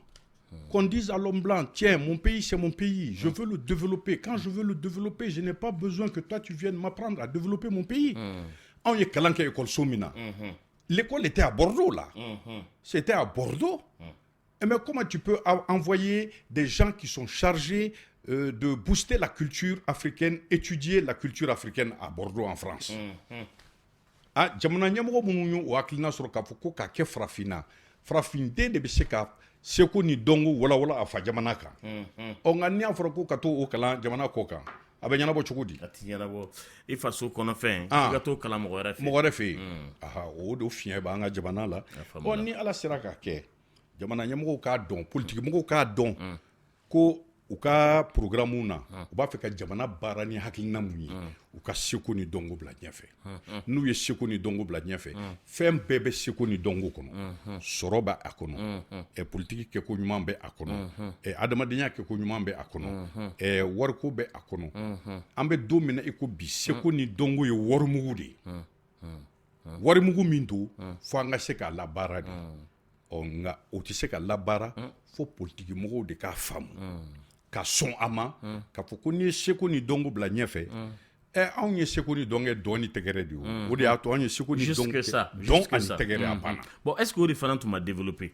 ayi o ma ça fait k'a fɔ ko o ma développer o tɛ o i b'a dɔn an ka hakilina ye fɛn min ye anw ye ɲamakalaya kɛ fɛn dɔ ye anw bolo ɲamakalaw olu de ye seko ni dɔnko kɛbagaw ye n'i ye dɔnkili da bi u b'a f'i ɲɛna ko cɛ e hɔrɔnden tɔ i bɛ dɔnkili da i y'a ye wa mentalité fo o hakilinaw de ka falen an bɛ don min na i ko bi e dɔnkilidala bɛɛ tɛ ɲamakala ye koyi nka ɲamakala bɛɛ fɛnɛ tɛ ŋara ye ɲamakala bɛɛ yɛrɛ tɛ se ka kɛ ŋara ye parce que ŋara in fana y'a dama ko wɛrɛ ala ka hakili ɲuman d'a ma amina rabi Magma Gabriel de tun b'an fɛ yan n bɛ a fɔ jama ye n dɛmɛ ka Magma fo kosɛbɛ n y'a wele n ko kɔrɔ n ko n'an ka masala ko dɔgɔ n bɛ na a nana siɲɛ fɔlɔ la n ko kɔrɔ n ko na tuguni a ko n bɛ na tiɲɛ yɛrɛ la a hakilina ye min ye seko ni dɔnko a donna n'a kunkun n'a ɲɛɲɛ bɛɛ la kabi 1960 fo ka na se fo bi ma a y'a bɛɛ ɲɛfɔ a diminen don ka da kun ɲuman de kan a faso ka da ye a diminen don ka da kun ɲuman de kan faso ka ɲɛtaga ka da ye a diminen don ka da kun ɲuman de kan a ye baara nin kanu a n'a tɔɲɔgɔn camanba de ye baara nin kanu k'u bolo don a la u ɲɛ bɛ a kɛko ɲuman na a se t'u ye ni fɛn min se t'i ye i tɛ se ka bɔgɔ o la i tɛ se ka nɛni o la cogo si foyi den kelen na an b'i fo i na kota ka d'an ye an b'i fo k'i barika da a diyara an ye kosɛbɛ a bɛnn'a ma fana i ni ce ala k'an bɛɛ lajɛlen dɛmɛ ala ka faso maliba in dɛmɛ seko ni dɔnko matarafali la ala ka jamana nin kɛ jamanadenw k'a faamu k'a fɔ k'an k'u bolo don seko ni dɔnko kɔrɔ seko ni dɔnko ye marifa de marifa min n'a jɔsɔra n'a gosira a bɛ diɲɛ lamini kojugu foli ye de ta ye Lamini a diyara n ye i si la halisa ala ka hakili ɲuman d'i ma amina yarabi radio la kumala ala kana dadimi lasi ma radio la kumana halisa ala k'i kumakan ja i lamɛnbagaw ye ala k'i mɛn ka mɔgɔw ladi ala k'i mɛn ka mɔgɔw bilasira ala ka barika don i ka baara la ala ka i ka denbaya ta fanga d'i ma o duwawu kungurunin bɛ n bolo n tɛ kungurun ye dɛ nin barika ka bon dɛ ala k'o duwawu minɛ an fila bɛɛ lajɛlen amina yarabi n b'i fo ni kuma bɔra yan n'a digira mɔgɔ min na o tigi ka hakɛ to an bolo b'an kɔ a k'an bɛɛ dɔn an ye denmisɛn ye n'ala sɔnn'a ma